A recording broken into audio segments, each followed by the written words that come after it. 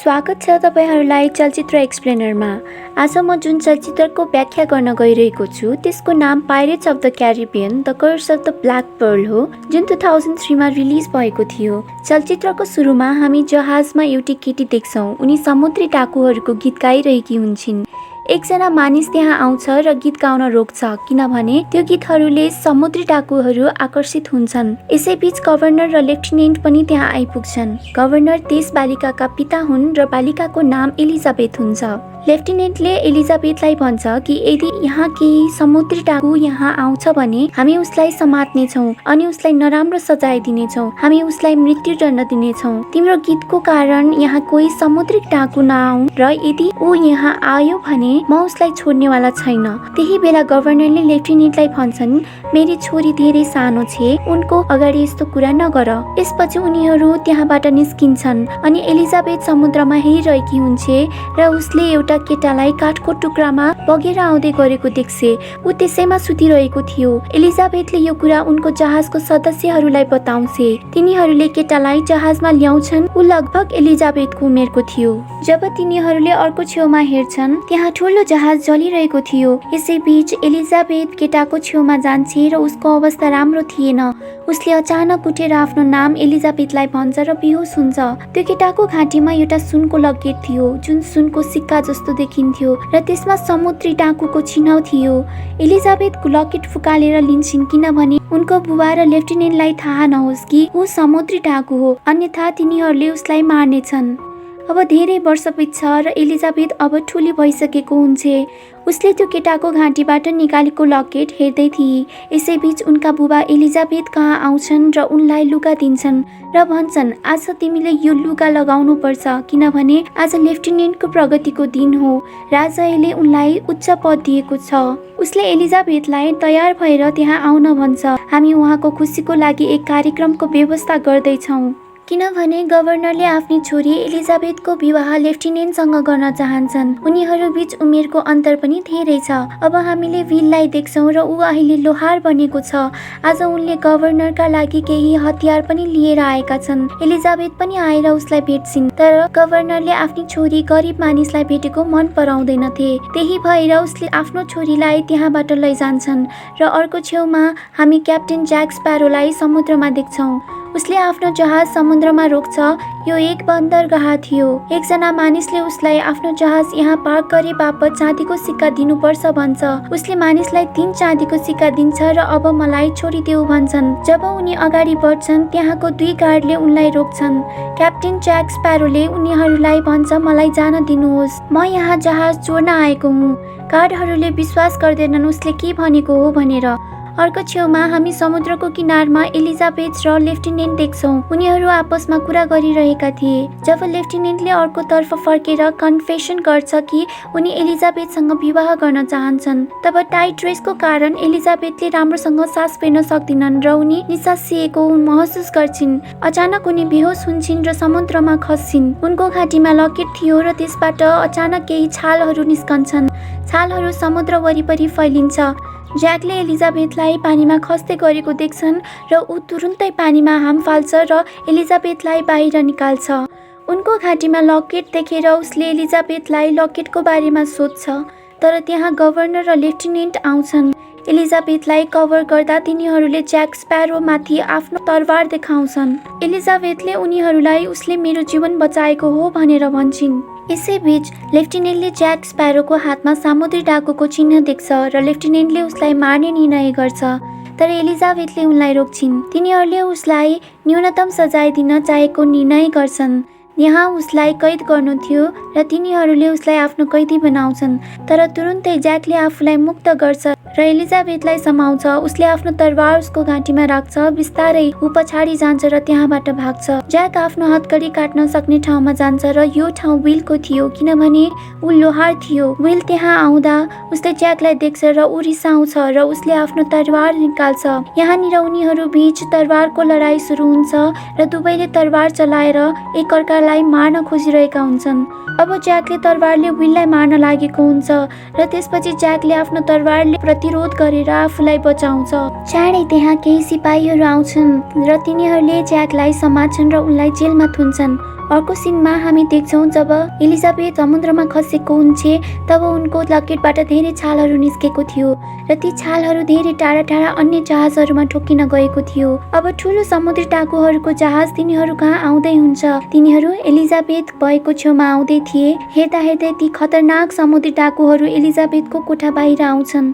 अब उनीहरूले उसलाई हाम्रो बहुमूल्य चिज फिर्ता देऊ भन्छन् किनभने यो समुद्री डाकुहरूको लकेट हो र तिमी यसलाई राख्न सक्दैनौ। एलिजाबेथ भन्छन् म तिम्रो कप्तानसँग कुरा गर्न चाहन्छु। तिनीहरूले उनको कुरा सुन्छन् र उनलाई कैदीको रूपमा आफूसँगै लैजान्छन्। जब विललाई थाहा हुन्छ ऊ तुरुन्तै गभर्नर र लेफ्टिनेन्ट कहाँ जान्छ तर तिनीहरूले उसलाई विश्वास गर्दैनन्। अब विल ज्याक कहाँ जान्छ र ज्याकले उसलाई आफ्नो पुरा नाम सोध्छ। विल उसलाई बताउँछ र सुरुमा उसको कुरा नसुने ज्याक अब उसलाई मद्दत गर्न तयार हुन्छ किनभने ज्याकलाई थाहा हुन्छ कि ऊ एक प्रसिद्ध समुद्री डाकुको छोरा हो। विलले उसलाई म तिमीलाई यहाँबाट मुक्त गर्न मद्दत गर्छु भन्छ। त्यसपछि तिनीहरू त्यहाँबाट जान्छन्। ढुङ्गामा लुकेर तिनीहरू ठुलो जहाजमा प्रवेश गर्छन्। यहाँ उनीहरू जहाज चोर्न लागेका हुन्छन्। यसैबीच लेफ्टिनेन्टले आफ्नो दूरबीनले यो सबै देख्छ र उसले आफ्ना सिपाहीहरूलाई त्यहाँ पठाउँछ।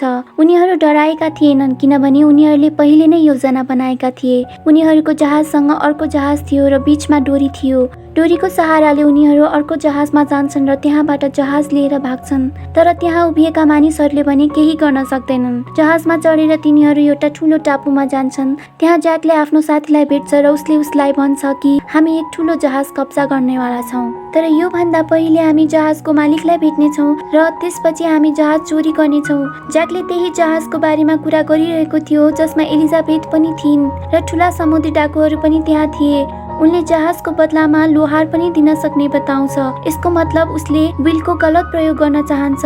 अब हामी जहाजमा एलिजाबेथ देख्छौँ र उनी ती समुद्री डाकुहरूसँग हिन्। समुद्री डाकुहरूको नेताले एलिजाबेथलाई भन्छ जुन सुनको सिक्का मैले तिमीबाट फेला पारेको छु यस्तो सिक्काहरू 881 वटा पनि छ र यो अन्तिम सिक्का थियो जुन म प्राप्त गर्न चाहन्थे। यी सिक्काहरू प्रसिद्ध समुद्री डाकुहरूको थियो। तर जब समुद्री डाकुहरूसँग यी सिक्का थिएनन् तब यी सबै सिक्काहरू श्रापित भएको थियो किनभने समुद्री डाकुहरूले गलत कामले यो पाउने गर्दथे। ती सिक्का बारेमा यो भनिएको थियो कि जसले यसलाई प्रयोग गर्छ यसलाई राख्छ वा चोर्छ त्यो श्रापमा पर्नेछ। त्यसपछि हामीले यो रहस्य थाहा पाउनेछौँ कि उनीहरूले चाहेमा यो सबै सिक्का प्रयोग गर्न सक्नेछन्। उनीहरू श्रापित र अमर हुनेछन्। तर यसको समाधान पनि छ। यदि हामीले अन्तिम सिक्का पायो भने हामी हाम्रो श्राप हटाउन सक्छौँ। एलिजाबेथले उसलाई भन्छन् मैले तिमीलाई अन्तिम सिक्का दिएको छु मलाई किन जान दिँदैनौ। नेता भन्छन् हामी तिम्रो रगत त्यसमा चढाउँछौँ यानि कि हामी तिम्रो शुद्ध रगतको बलिदान दिनेछौँ ताकि हामी यो श्रापबाट मुक्त हुन सकौँ। यहाँनिर एलिजाबेथ डराउँछिन्। उनले चक्कु उठाएर लिडरको छातीमा हान्छिन् र त्यहाँबाट भाग्छिन् र जब एलिजाबेथ बाहिर आउँछिन् तब उनले जहाजमा धेरै कंकालहरू देख्छिन् जो त्यहाँ काम गरिरहेका थिए। तिनीहरू सबै समुद्री डाकुहरू थिए र तिनीहरू श्रापको कारणले यस्तो भएका थिए। त्यसपछि समुद्री डाकुहरूको लिडर बाहिर आउँछ अनि लिडरले उसलाई भन्छ तिमीले देख्यौ यही हो हाम्रो श्राप। हामीले जति खाए पनि हाम्रो मासु र बोसो लाग्दैन र हाम्रो भोक पनि मेटिँदैन। यदि हामी मर्न चाहन्छौँ भने हामी आफै मर्न पनि सक्दैनौँ। हामी अमर भइसकेका छौँ। यो भन्दा भन्दै त्यो लिडर पनि डरलाग्दो कंकालमा परिवर्तन हुन्छ। अर्को छेउमा हामी ज्याक विल र ज्याकको साथी देख्छौँ। उसले भन्छ कि ज्याक किन ठुलो जहाज लिन चाहन्छ किनभने ऊ पनि पहिले यसको एक हिस्सा थिए र उनी ती समुद्री डाकुहरूसँग थिए। तर तिनीहरू ज्याकलाई टापुमा एक्लै छोडिदिन्छन्। त्यसैले ज्याक उनीहरूसँग बदला लिन चाहन्छन्। अब हामी देख्छौँ कि पाइरेट्सको लिडरले एलिजाबेथलाई आफ्नो साथ गुफामा लैजान्छ। त्यहाँ धेरै सुनका सिक्काहरू थिए तर अन्तिम सिक्का त्यहाँ राख्न अगाडि उसले एलिजाबेथको रगत लगाउनु पर्ने हुन्छ। उसले एलिजाबेथको हात काट्छ र उसले सिक्कामा रगत राखेर उसले त्यो सिक्का खजानामा फाल्छ। यहाँनिर उसले याद गर्छ कि त्यसपछि उनका साथीहरू र ऊ श्रापबाट मुक्त हुँदैनन्। उसले एलिजाबेथलाई थप्पड हान्छ जसका कारण उनी तल झर्छिन् र उनी बेहोस हुन्छन्। हामीले विललाई त्यहाँ देख्छौँ र उनी गोप्य रूपमा त्यहाँ आउँछन्। उसले एलिजाबेथलाई होसमा लिएर आउँछ र उसले सुनको सिक्का सहित एलिजाबेथलाई आफूसँगै बाहिर लैजान्छ। त्यति बेला सबै समुद्री डाकुहरू आफूलाई श्रापबाट मुक्त गराउन व्यस्त थिए र त्यही भएर उनीहरूलाई वास्ता गर्दैनन्। तर ज्याक त्यहाँबाट भाग्न लाग्दा उनी समातिन्छन्। ज्याकले उनीहरूलाई उसलाई छोड्नको लागि भन्छ र यदि तिमीहरूले मलाई छोड्यौ भने म तिमीहरूलाई त्यो मान्छेको ठेगाना बताउने छु जसको रगत तिमीहरूलाई चाहिएको छ र त्यसपछि तिमीहरू सबैजना श्रापबाट मुक्त हुनेछौ। तर उनीहरूले ज्याकलाई अझै समातिरहेका हुन्छन् र उनीहरू अब त्यो मानिसको खोजीमा लाग्छन्। अर्को सिनमा हामी जहाजमा एलिजाबेथ र विल देख्छौँ। तिनीहरू डराउँछन् कि समुद्री डाकुहरूले उनीहरूको डुङ्गामा आक्रमण नगरून्, तर जे सोचेको त्यही हुन्छ। ती समुद्री डाकुहरूले तिनीहरूको डुङ्गामा आक्रमण गर्छन् र धेरै तीरहरू र गोलीहरूले आक्रमण गर्छन्। अब अन्ततः उनीहरूको डुङ्गामा आउँछन् र एलिजाबेथ र विललाई कैद गर्छन्। समुद्री डाकुहरूको लिडरलाई थाहा छ कि विल त्यो केटा हो जसको उनीहरूलाई रगत चाहिएको हुन्छ, किनकि ऊ ठुलो समुद्री डाकुको छोरा हो र श्रापित पनि थिएन र हामीलाई श्रापबाट मुक्त गर्न सक्छ। त्यसपछि समुद्री डाकुहरूले जहाजमा काठको ठुलो टुक्रा राख्छन् र एलिजाबेथलाई त्यसमाथि हिँड्न लगाउँछ र डाकुले उसलाई पानीमा हाम फाल्न भन्छ। एलिजाबेथ पानीमा खसोस् भनेर उसले काठको फ्ल्याग हल्लाउँछ जसकारण एलिजाबेथ पानीमा खस्छिन्। त्यसपछि लिडर तुरुन्तै ज्याकलाई भन्छ, प्रिय ज्याक, तिमीलाई सम्झना छ हामीले तिमीलाई धेरै वर्ष अघि यस टापुमा छोडेर गएका थियौँ, हामी फेरि तिमीलाई त्यसै गर्छौँ। यससँगै उसले ज्याकलाई पनि पानीमा फालिदिन्छ। अब एलिजाबेथ र क्याप्टेन ज्याक स्प्यारो पानी हुँदै एउटा टापुमा पुग्छन्। टापुको वरिपरि पानी नै पानी हुन्छ र उनीहरू त्यहाँबाट जान सक्दैनन्। अहिले झन्डै 2-3 दिन बितिसकेको हुन्छ र एलिजाबेथ त्यो टापुमा आगो लगाउँछिन्, जुन आगोलाई देखेर एउटा ठुलो जहाज त्यहाँ आएर रोकिन्छ। सौभाग्यवश जहाजमा कुनै समुद्री डाकुहरू थिएनन्। जहाजमा एलिजाबेथका बुबा गभर्नर थिए। एलिजाबेथले लेफ्टिनेन्टलाई भन्छन् कि हामीले समुद्री डाकुहरूको जहाजलाई पछ्याउनु पर्छ। सुरुमा लेफ्टिनेन्टले यस कुरालाई स्वीकार गर्दैन, तर जब एलिजाबेथ भन्छन्, यदि तपाईँ मेरो कुरामा सहमत हुनुहुन्छ भने म तपाईसँग बिहे गर्न तयार छु। यहाँनिर लेफ्टिनेन्ट सहमत हुन्छ र तिनीहरू सबै जहाज पछ्याउँदै तिनीहरूका जहाजहरू भएको गुफामा जान्छन्। त्यो गुफामा अब समुद्री डाकुहरू श्रापबाट मुक्त हुन चाहन्छन्। क्याप्टेन ज्याक स्प्यारो भन्छन्, म भित्र जान्छु र लिडरलाई भन्नेछु बाहिर अर्को जहाज आएको छ र आफ्ना साथीहरूलाई बाहिर पठाउनुहोस्। उसले यो गरेपछि म भित्र जान्छु, त्यसपछि तिमीहरूले ती समुद्री डाकुहरूलाई गोली हान्नु। र यति भनिसकेपछि क्याप्टेन ज्याक स्प्यारो भित्र जान्छ। अहिले गुफामा श्रापबाट मुक्त हुने प्रक्रिया सुरु भइसकेको हुन्छ। तिनीहरूले विललाई बाँधेका छन् र चाँडै तिनीहरूले उनको घाँटी काट्नेवाला छन्। ज्याक स्प्यारोले तिनीहरूलाई रोक्छ र भन्छ, यदि तिमीहरू उसलाई मारेर अहिलेलाई श्रापबाट मुक्त हुन्छौ भने यहाँबाट बाहिर गएपछि हुन्छ थाहा छ। लेफ्टिनेन्ट र उनका साथीहरू बाहिर तिमीहरूलाई पर्खिरहेका छन्। यदि तिनीहरूले तिमीहरूलाई मार्यो भने के हुन्छ? अब मेरो कुरा ध्यान दिएर सुन्नुहोस्। अहिलेलाई यहाँबाट बाहिर गएर तिनीहरूलाई मारेर तिनीहरूको जहाज कब्जा गर्नु। यसरी तपाईँले जित्नुहुनेछ र तपाईँसँग 2वटा जहाजहरू हुनेछन्। त्यसपछि गुफामा आउनु र श्रापबाट मुक्त गराउनु। उनीहरू सबैलाई क्याप्टेन ज्याक स्प्यारोले भनेको कुरा मनपर्छ। यसैबीच क्याप्टेन ज्याक स्प्यारोले चलाकीपूर्वक सुनको सिक्का उठाउँछन्, किनभने खजानामा सिक्का नपुगेसम्म तिनीहरूको श्राप हट्नेवाला छैन। अब लिडरले आफ्ना सबै समुद्री डाकुहरूलाई बाहिर पठाउँछन्। समुद्री डाकुहरू र बाहिरका मानिसहरू बीच लडाई सुरु हुन्छ। अब हामी गुफामा ज्याक र विललाई देख्छौँ। उनीहरू लिडरसँग लडिरहेका थिए। तिनीहरू तरवारले लडिरहेका थिए र जब ज्याकले लिडरको पेटमा आफ्नो तरवार हान्छ, तर यसले उसलाई कुनै असर गर्दैन किनभने ऊ कंकाल र श्रापित थियो। जब ज्याकको पालो आउँछ र उसले ज्याकको पेटमा तरवार हान्छ, जुन ज्याकको अगाडिबाट पछाडि छेडेको हुन्छ। यहाँनिर ज्याकको वास्तविक अनुहार पनि देखाइएको छ र उनी अहिले कंकाल बनेका छन् किनभने उनले केही समय अघि सुनको सिक्का चोरेका थिए। त्यसैले उसलाई श्राप दिइयो र भाग्यवश उसको मृत्यु भएन। यहाँ ज्याकले आफ्नो बुद्धि लगाउँछ र उनीसँग भएको सिक्कामा उसले आफ्नो रगत लगाएर विलतिर फाल्छ र विलले त्यो सिक्का समात्छ। त्यसपछि एलिजाबेथ त्यहाँ आउँछ। लिडरले उसलाई देख्छ अनि बन्दुक देखाउँछ र ज्याक स्प्यारोले पनि लिडरलाई बन्दुक ताक्छ। यहाँ गोलीको ठुलो आवाज आउँछ। हामीलाई लिडरले एलिजाबेथलाई मारेको जस्तो लाग्छ, तर वास्तविकमा ज्याकले लिडरलाई गोली हानेको हुन्छ। यहाँ लिडरले ज्याकलाई यस बन्दुकमा एउटा अन्तिम गोली मात्र थियो जुन तिमीले मलाई हानेर बर्बाद गर्यौ भन्छ। तिमीलाई थाहा छैन म कंकाल हुँ र यसले मलाई कुनै हानि गर्न सक्दैन। यहाँनिर ज्याक भन्छ, यो तपाईको सोच हो। त्यसैसँगै उसले राखेको सुनको सिक्का खजानामा फाल्छ र त्यसपछि लिडर तुरुन्तै मानिसमा परिवर्तन हुन्छ। यसको मतलब तिनीहरूको श्रापबाट मुक्त भएका छन्। अब उसलाई गोलीले असर गर्न थाल्छ र लिडर त्यही मर्छ। हामी अन्य समुद्री डाकुहरू देख्छौँ र तिनीहरू अब मानव भएका छन्। तिनीहरू सबैले आफ्नो हतियार तल फ्याँक्छन्। तिनीहरूले यस कुरामा विश्वास गरिरहेका हुँदैनन्। उनीहरू भन्छन् कि हामी अब युद्ध गर्दैनौँ किनभने उनीहरूले जे चाहेका थिए त्यही भएको थियो, यानि कि उनीहरू श्रापबाट मुक्त भएका थिए। अब हामी देख्छौँ कि क्याप्टेन ज्याक स्प्यारोलाई मृत्युदण्ड दिँदै थियो र विल पनि त्यहाँ थिए। ऊ एलिजाबेथ भएको ठाउँमा जान्छ। उसले एलिजाबेथलाई मलाई तिमी मनपर्छ भनेर स्वीकार गर्छ। त्यसपछि उनी क्याप्टेन ज्याक स्प्यारोलाई मृत्युदण्डबाट बचाउन जान्छ। विल उसको डोरी खोल्छ र गार्डहरूलाई धकेलेर उसलाई आफूसँगै उसको हात समातेर दौडिन्छ। तर लेफ्टिनेन्टका सिपाहीहरूले उनीहरूलाई घेरेर बाहिर जान दिँदैनन्। तिनीहरूले उनीहरूलाई तरबार देखाउँछन्। सँगै एलिजाबेथ यहाँ गभर्नरसँग आउँछिन् र उनले भन्छन् कि उनी विललाई मन पराउँछिन्। यहाँनिर मौका पाएर ज्याक स्प्यारो त्यहाँबाट दौडन्छन् र उनी पानीमा हाम फालेर अगाडि उनका साथीहरूको जहाजमा जान्छन्। तिनीहरू उसलाई बचाउन आएका हुन्छन्। अर्कोतर्फ हामी देख्छौँ कि लेफ्टिनेन्ट विलसँग माफी मागिरहेका हुन्छन्। गभर्नरले आफ्नी छोरीलाई भने म तिमीलाई खुसी हेर्न चाहन्छु। यसको साथ उसले आफ्नी छोरीलाई विलसँग विवाह गर्न अनुमति दिन्छन्। अर्को सिनमा हामी जहाजमा क्याप्टेन ज्याक स्प्यारो देख्छौँ। यहाँ ऊ जहाजको कप्तान बनेको छ र यसरी उसको सपना साकार भएको छ। यो सँगै चलचित्र पनि समाप्त हुन्छ। चलचित्र एक्सप्लेनर प्रस्तुत गर्दछ पाइरेट्स अफ द क्यारिबियन भाग 2। यो कथा पहिलो भागको अन्त्यबाट सुरु हुन्छ, जहाँ यो देखाइएको छ कि विल र एलिजाबेथको विवाहको दिन हुन्छ। इस्ट इन्डियाको चेयरम्यान लर्ड कटलर त्यहाँ आइपुग्छन् र एलिजाबेथ र विललाई गिरफ्तार गर्छन् किनभने तिनीहरूले ज्याक स्प्यारोलाई भाग्न मद्दत गरेका थिए।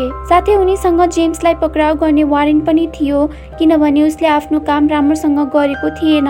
तर जेम्स पहिले नै जागिरबाट राजीनामा दिएर समुद्रमा हाम फालेर ज्याक स्प्यारोलाई समात्न भागिसकेको थियो। अब विल र एलिजाबेथलाई उनीहरूको पापको लागि सजायको मृत्युदण्ड दिइनेछ।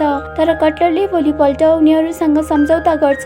कटलरले भन्छ कि ज्याक स्प्यारोसँग कम्पास छ जुन उनी सधैँ आफूसँगै बोक्छन्। त्यो कम्पास मलाई ल्याएर देऊ, बदलामा म विल र एलिजाबेथको सजाय माफ गरिदिनेछु। विलले एलिजाबेथसँग बिदा माग्छ र त्यहाँबाट जान्छ। अब ज्याक स्प्यारोलाई देखाइएको छ जसले आफ्नो जहाज ब्ल्याक पर्लमा अज्ञात टापुबाट कपडाको टुक्रा ल्याएको छ जसमा चाबीको छाप छापिएको थियो। उसले आफ्नो साथीहरूलाई भन्छ कि यो चाबीबाट एउटा बक्स खुल्नेछ जसमा केही बहुमूल्य चीजहरू हुनेछन्। हामीले पहिले यो चाबी खोज्नुपर्छ। तर यहाँनिर उसको कुराबाट स्पष्ट हुन्छ कि उसले आफ्ना साथीहरूलाई मूर्ख बनाइरहेको छ। उसलाई त्यो चाबीको र बक्सको बारेमा सबै थाहा छ। त्यही रात ज्याकले आफ्नो कम्पासलाई हेरिरहेको हुन्छ जुन राम्रोसँग काम गरिरहेको थिएन। त्यसैले ऊ जहाज मुनि जान्छ। त्यहाँ बुटस्ट्र्याप टर्नर आउँछ जो विलको बुबा हुन्छ र ऊ अझै जीवित हुन्छ। 13 वर्ष अघि बुटस्ट्र्याप टर्नरले ज्याक स्प्यारोको लागि मात्र काम गर्थे जब ज्याक स्प्यारो ब्ल्याक पर्ल जहाजको क्याप्टेन थिए। बुटस्ट्र्याप टर्नर भन्छन् हाम्रो जहाज धेरै वर्ष अघि समुद्रको गहिराईमा डुबेको थियो। त्यसपछि तिमीले समुद्री राक्षस डेभी जोन्ससँग सम्झौता गरेको थियौ। यदि उसले हाम्रो जहाजलाई पानी मुनिबाट माथि ल्यायो भने तिमी 13 वर्षको लागि ब्ल्याक पर्लको क्याप्टेन हुनेछौ र त्यसपछि तिमीले उनीहरूको जहाजमा काम गर्नुपर्नेछ र अब तिम्रो 13 वर्ष पनि सकिसक्यो। यदि तिमीले डेभी जोन्सको गुलामी स्वीकार गरेनौ भने उसले समुद्रको सबैभन्दा ठुलो राक्षस पठाउनेछ जसको नाम क्रेकेन हो र त्यसले तिमीलाई र ब्ल्याक पर्ललाई समुद्रमा डुबाइदिनेछ। बुटस्ट्र्यापले डेभी जोन्ससँग आफ्नो ज्यान बचाउनको लागि सम्झौता गरेको थियो र ऊ पनि दास भएको थियो। उसले ज्याकको हात समात्छ र हातमा कालो दाग बनाउँछ। त्यो कालो दागको कारण अब डेभी जोन्सले सधैँ उसको स्थान थाहा पाउनेछ र समुद्री राक्षस क्रेकेनले उसलाई कुनै पनि समय आक्रमण गर्न सक्छ। बुटस्ट्र्याप त्यहाँबाट गायब हुन्छ। यो थाहा पाएपछि ज्याक डराउँछ। ऊ माथि आउँछ र भन्छ कि जहाजलाई कतै टाढा लैजानु पर्छ। त्यसपछि बारबोसाको बाँदरले क्याप्टेन ज्याक स्प्यारोको टोपी चोरेर समुद्रमा फ्याँक्छ। पछि त्यो टोपी अन्य जहाजको मान्छेहरूले भेट्टाउँछन् र उनीहरूले टोपी लगाउँछन्। त्यही बेला डेभी जोन्सको समुद्री राक्षस क्रेकेनले जहाजलाई पनि मुनि डुबाउँछ। अर्कोतर्फ पोर्ट रोयलमा एलिजाबेथका बुबाले एलिजाबेथलाई भाग्न मद्दत गर्दै थिए र त्यसपछि एलिजाबेथ पनि त्यहाँबाट भागेर विलसम्म पुग्न चाहन्थिन् ताकि उनी विल र ज्याकबाट कम्पास लिएर उनीहरू सजायबाट मुक्त हुन सकुन्। त्यही हामीले विललाई देख्छौँ जो एउटा टापुमा ब्ल्याक पर्ल जहाजनिर आइसकेको हुन्छ। यहाँनिर ज्याक क्रेकेनको डरले समुद्र छोडेर टापुमा आएको हुन्छ र जब विल अगाडि बढ्छ त्यहाँ केही आदिवासीहरूले उसलाई समात्छन्। यी सबै नरभक्षीहरू हुन्छन्। तिनीहरू सबैले उसलाई आफ्नो ठाउँमा लग्छन् जहाँ उसले ज्याकलाई उनीहरूको राजा भएको देख्छ। उसले मलाई कम्पास चाहियो भन्छ र एलिजाबेथले तिमीलाई भाग्न मद्दत गरेको भएर एलिजाबेथलाई फाँसीको सजाय दिइनेछ भनेर भन्छ। यदि तिमी उसलाई बचाउन चाहन्छौ भने मलाई त्यो कम्पास चाहिन्छ। तर यसपछि ज्याकले केही भन्न नपाउँदै विललाई पिजडामा कैद गरिन्छ जहाँ ज्याकका धेरै साथीहरू पहिले नै पिजडामा थिए। उनीहरू भन्छन् कि तिनीहरूले ज्याकलाई आफ्नो समुदायको राजा बनाएका छन्। तिनीहरूले ज्याकभित्र एक पवित्र आत्मा रहेको छ जसलाई मुक्त गराउनु पर्छ भन्दैछन्, जस अनुसार तिनीहरूले चाँडै ज्याकलाई मार्नेवाला छन्। यसको मतलब उसलाई मारेर खानेवाला छन्।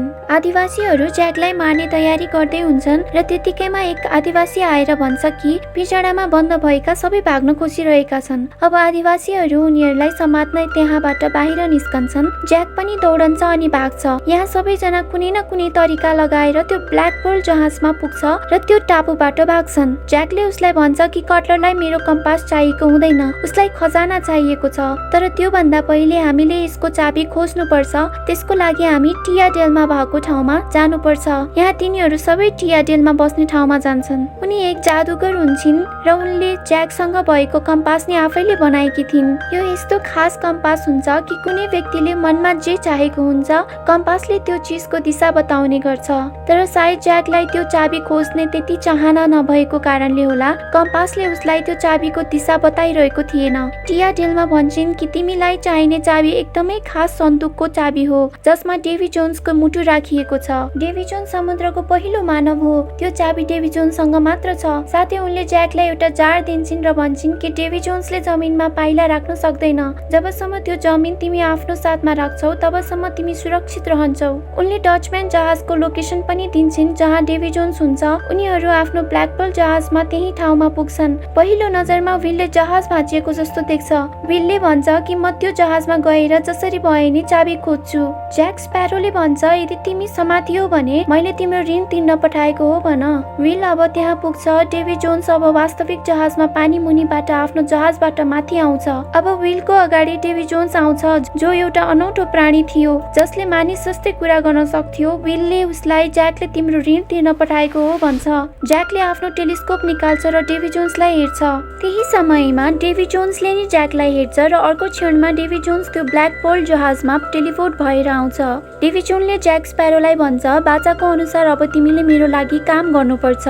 जुन आजभन्दा 13 वर्ष अघि तिमीले गरेको बाचा थियो। तिम्रो समय सकियो। ज्याक स्प्यारो भन्छ मेरो मूल्य धेरै छ। डेभी जोन्स भन्छ हो तिम्रो मूल्य धेरै छ।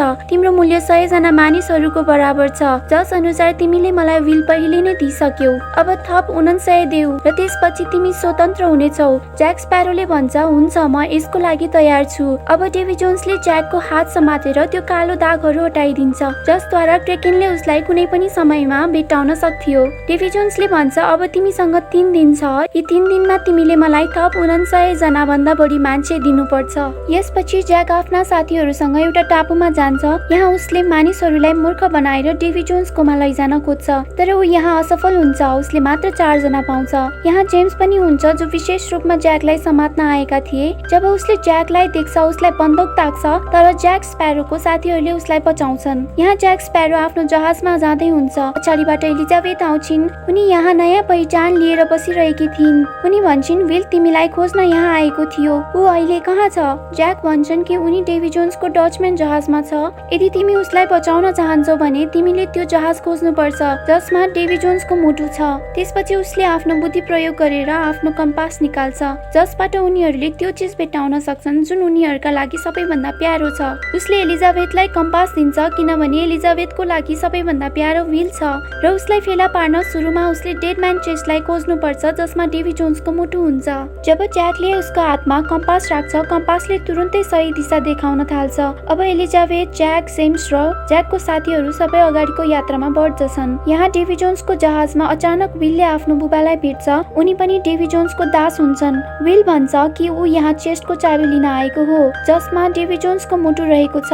उनको बुबाले यसबारे आफूलाई केही थाहा नभएको बताउँछन्। त्यसपछि एउटा अनौठो व्यक्ति देखा पर्छ र उसले भन्छ डेभी जोन्सले त्यो चाबी सधैँ आफूसँग राख्ने गर्छ। अब तिनीहरू जहाजको अर्को भागमा जान्छ र देख्छन् कि डेभी जोन्सका दासहरूले केही खेल खेलिरहेका छन् र शर्तको रूपमा तिनीहरूले त्यहाँ जीवनका वर्षहरू राखिरहेका थिए। विलले म पनि यो खेल खेल्न चाहन्छु तर डेभी जोन्स विरुद्ध भनेर भन्छ। अर्को क्षणमा डेभी जोन्स यहाँ आएर उनीहरूलाई के शर्तमा खेल खेल्ने भनेर सोध्छन्। विलले आफ्नो सम्पूर्ण जीवन शर्तमा राख्छु भनी भन्छन् र बदलामा डेभी जोन्सले पनि त्यो चाबी राख्नुपर्छ। डेभी जोन्सले केही कुरा गर्छ अनि अर्को क्षणमा उसले आफ्नो घाँटीमा साँचो निकाल्छ। अब यहाँ बुटस्ट्र्याप टर्नर पनि आउँछन् र उनी पनि यो खेलमा लाग्छन्। जब उसले देख्छ कि उसको छोरो हार्दैछ उसले आफ्नो पासाको बारेमा झुट बोल्छ तर डेभी जोन्सले त्यो झुट पत्ता लगाउँछ र उसलाई सजाय दिन्छ कि अब तिमी एउटै जहाजमा जीवनभर दास बनेर बस्नेछौ। तिमीले कहिल्यै स्वतन्त्रता पाउने छैनौ। डेभी जोन्स यहाँबाट जान्छ। अब त्यो चाबी कहाँ छ भन्ने ट्याक्कै थाहा हुन्छ जसको खोजीमा उनी यहाँ आएका थिए राति विलको बुबा भन्छन् कि तिमीलाई थाहा छ चाबी कहाँ छ? म अरूको ध्यानलाई विचलित गर्छु र तिमी डेभी जोन्सकोमा जाऊ जो अहिले सुतिरहेको हुनुपर्छ र त्यो चाबी चोर। उसले त्यसै गर्छ, उसले चाबी चोर्छ र त्यहाँबाट भाग्छ। भोलिपल्ट बिहान डेभी जोन्सले देख्छ कि उसको घाँटीमा चाबी छैन तर छापिएको चाबीको कपडा छ। उसले आफ्ना मानिसहरूलाई भन्छ कि हामी टापुमा जानुपर्छ जहाँ मेरो मुटु बक्समा छ। अब डेभी जोन्सको जहाज त्यो दिशामा जान्छ। त्यही टापुमा हामी ज्याक र एलिजाबेथ त्यहाँ पुगेका देख्छौं र तिनीहरूले जमिनबाट खनेर डेभी जोन्सको मुटु भएको बक्स बाहिर निकाल्छन्। अब विल पनि त्यहाँ पुग्छ। यसपछि ज्याक स्प्यारो, जेम्स र विल बीच यो बक्सको लागि बहस सुरु हुन्छ किनभने ती तीनै जनाले त्यो बक्स चाहन्थे। जेम्स त्यो बक्स चाहन्छ किनभने उसले यो लर्ड कटलरलाई दिन चाहन्थ्यो ताकि उसले आफ्नो पुरानो जागिर र जीवनमा फर्कन सकोस्। विल यो चाहन्छ किनभने उसले आफ्नो बुबालाई डेभी जोन्सको दासत्वबाट मुक्त गर्न चाहन्थ्यो। ज्याक स्प्यारो यो मुटु चाहन्छ किनभने डेभी जोन्सलाई दिएर ऊ स्वतन्त्र मानिस बन्न सकोस् र समुद्रमा स्वतन्त्र रूपमा यात्रा गर्न सकोस्। यी तीनको बीचमा तरबारको लडाई सुरु हुन्छ। लड्दै गर्दा तिनीहरू चर्चमा पुग्छन्। त्यसपछि चर्चको घण्टी बज्न थाल्छ र घण्टीको आवाजका कारण डेभी जोन्सका दासहरू त्यहाँ आइपुग्छन्। जब एलिजाबेथ र उनका साथीहरूले उनीहरूलाई त्यो चेस्ट बोकेर दौडिएको देख्छन् तर एक क्षणपछि उनीहरू रुखमा ठोकिन्छन् र रुखको कारण चेस्ट तल खस्छ। यहाँ एउटा दास चेस्ट लिएर दौडन्छ तर ज्याक स्प्यारोले उसलाई देख्छ र नरिवलले ताकेर दासलाई हान्छ र ठिक ठाउँमा लाग्छ। अब ज्याक स्प्यारो त्यो चेस्ट लिएर भाग्छ। उसले डेभी जोन्सको मुटु निकाल्छ र एउटा भाँडोमा राख्छ। त्यसपछि पछाडिबाट एउटा दास आउँछ र उसलाई आक्रमण गर्छ। यहाँ ज्याकले उसँग झगडा गर्न थाल्छ। त्यसपछि यहाँ धेरै डेभी जोन्सका दासहरू आउँछन् र अब तिनीहरू चारैतिरबाट घेरिएका छन्। जेम्स भन्छन् जबसम्म हामीसँग यो चेस्ट छ उनीहरूले हामीलाई छोड्नेवाला छैनन्। अब जेम्स चेस्ट बोकेर त्यहाँबाट भाग्न थाल्छ। भाग्दा भाग्दै डेभी जोन्सका दासहरूले जेम्सलाई समात्छन् र उसले चेस्ट दासहरूलाई दिन्छ र त्यहाँबाट भाग्छ।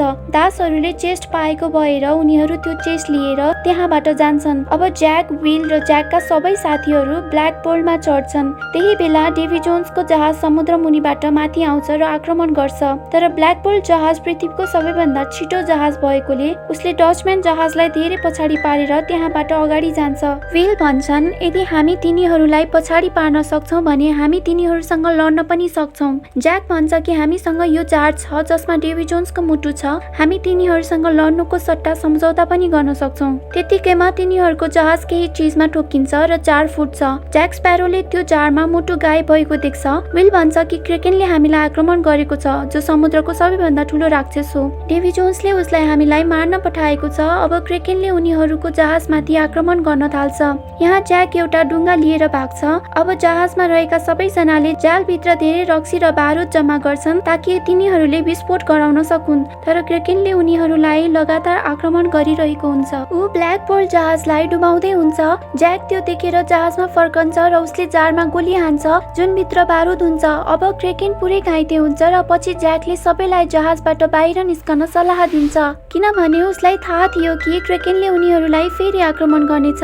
एलिजाबेथ ज्याक नजिक आउँछिन् र ऊ फर्केर आएकोमा धन्यवाद दिन्छिन्। उसले मौका छोपेर ज्याकको हातमा हतकडी लगाएर पोलमा बाँध्छिन् किनभने एलिजाबेथलाई थाहा छ कि ज्याकको हातमा त्यो कालो दाग फेरि देखा परेको छ र क्रेकेन ज्याकको ज्यान लिन चाहन्थ्यो। तिनीहरू सबै ज्याकलाई छोडेर त्यहाँबाट भाग्छन्। अब क्रेकेन ज्याकको अगाडि छ।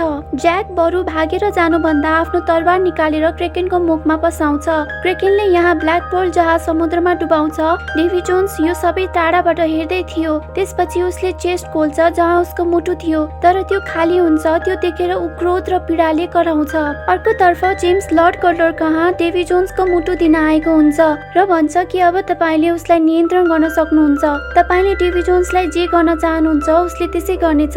जेम्सले बदलामा आफ्नो नाम, काम अनि सबै मान सम्मान फिर्ता पाउँछन्। अर्कोतर्फ एलिजाबेथ, विल र ज्याकका साथीहरूलाई देखाइन्छ जो टिया डेल्मासँग थिए। तिनीहरू सबै धेरै दुखी थिए र भन्छन् काश हामी ज्याकलाई फिर्ता ल्याउन सक्ने भए। टिया डेल्मा भन्छन् कि के तिमीहरू ज्याक र ब्ल्याक पोल फिर्ता ल्याउनको लागि पृथ्वीको अन्तिम भागमा जान सक्छौ? उत्तरमा सबैले सक्छौ भन्छन् अनि त्यसपछि बारबुसा त्यहाँ देखा पर्छ। ऊ अझै पनि जीवित थियो। यहाँ ऊ भन्छ मेरो ब्ल्याक पोल जहाज कहाँ छ र यहाँनिर चलचित्र समाप्त हुन्छ। धन्यवाद। स्वागत छ तपाईहरुलाई चलचित्र एक्सप्लेनरमा र आज मैले भन्न गइरहेको चलचित्र pirates of the Caribbean at world ends भाग 3 हो, जुन 2007 मा रिलिज भएको थियो। चलचित्रको सुरुमा लर्ड कटलरले समुद्री डाकु र तिनीहरूसँग सम्बन्धित सबैलाई फाँसीको सजाय दिँदै हुन्छन्। तिनीहरूमध्ये त्यहाँ एक बालक पनि समातिएको छ जसको हातमा समुद्री डाकुको सिक्का छ र ऊ अब पाइरेट्सको गीत गाउन थाल्छ। यो देखेर त्यहाँ उपस्थित सबै मानिसहरूले त्यो गीत गाउन थाल्छन्। जब लर्ड कटलरलाई यसको बारेमा भनिन्छ ऊ खुसी हुन्छ किनभने यो एक प्रकारको गुहार र मद्दतको गीत हुन्छ। ऊ सोच्छ यो सुनेर समुद्रको 9 पाइरेट्सहरू एक ठाउँमा भेला हुनेछन् र सबैलाई मार्न सफल हुनेछन्। अर्कोतर्फ बारबोसा एलिजाबेथसँगै सिङ्गापुर जान्छन् किनभने सिङ्गापुरमा साओ फेङ बस्छ जो 9 क्याप्टेन मध्ये एक हुन्छ।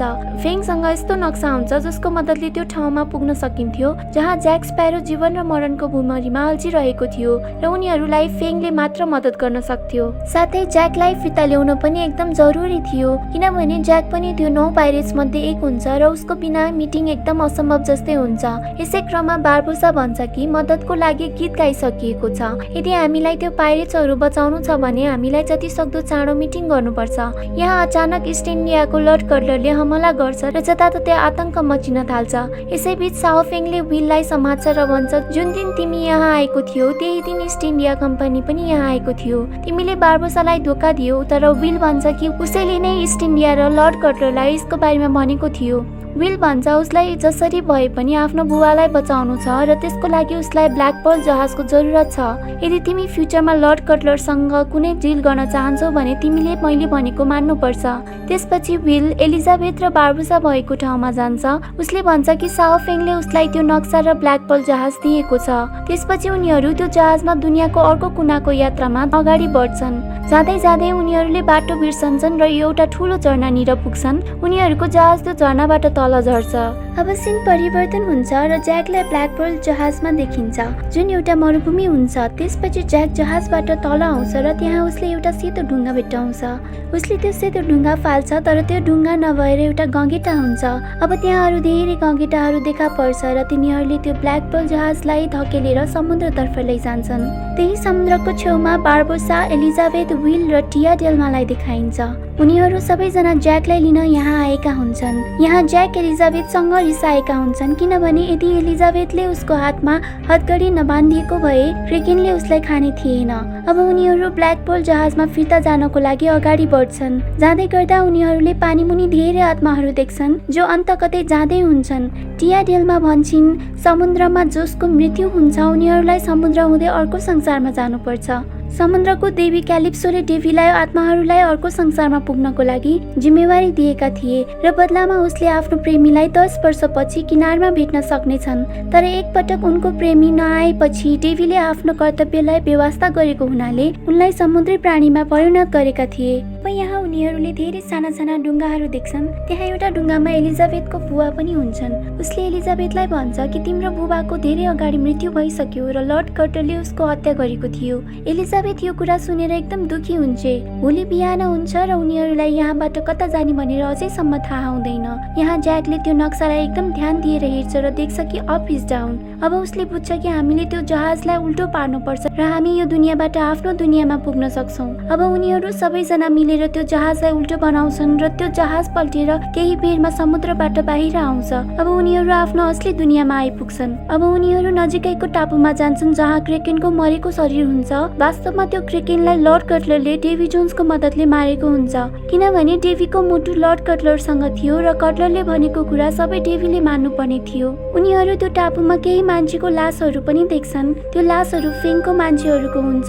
त्यही समयमा उसको मान्छेले ज्याकलाई भन्छ कि फेङको जहाज यतै आउँदैछ र त्यही बेला साओ फेङको मान्छेहरूले उसलाई बन्दुक ताक्छन् र अब तिनीहरू सबै साओ फेङको कब्जामा हुन्छन्। विल भन्छ कि उनीहरू सबलाई छोडिदेऊ, हामी बीच यसको विषयमा डिल भएको थिएन।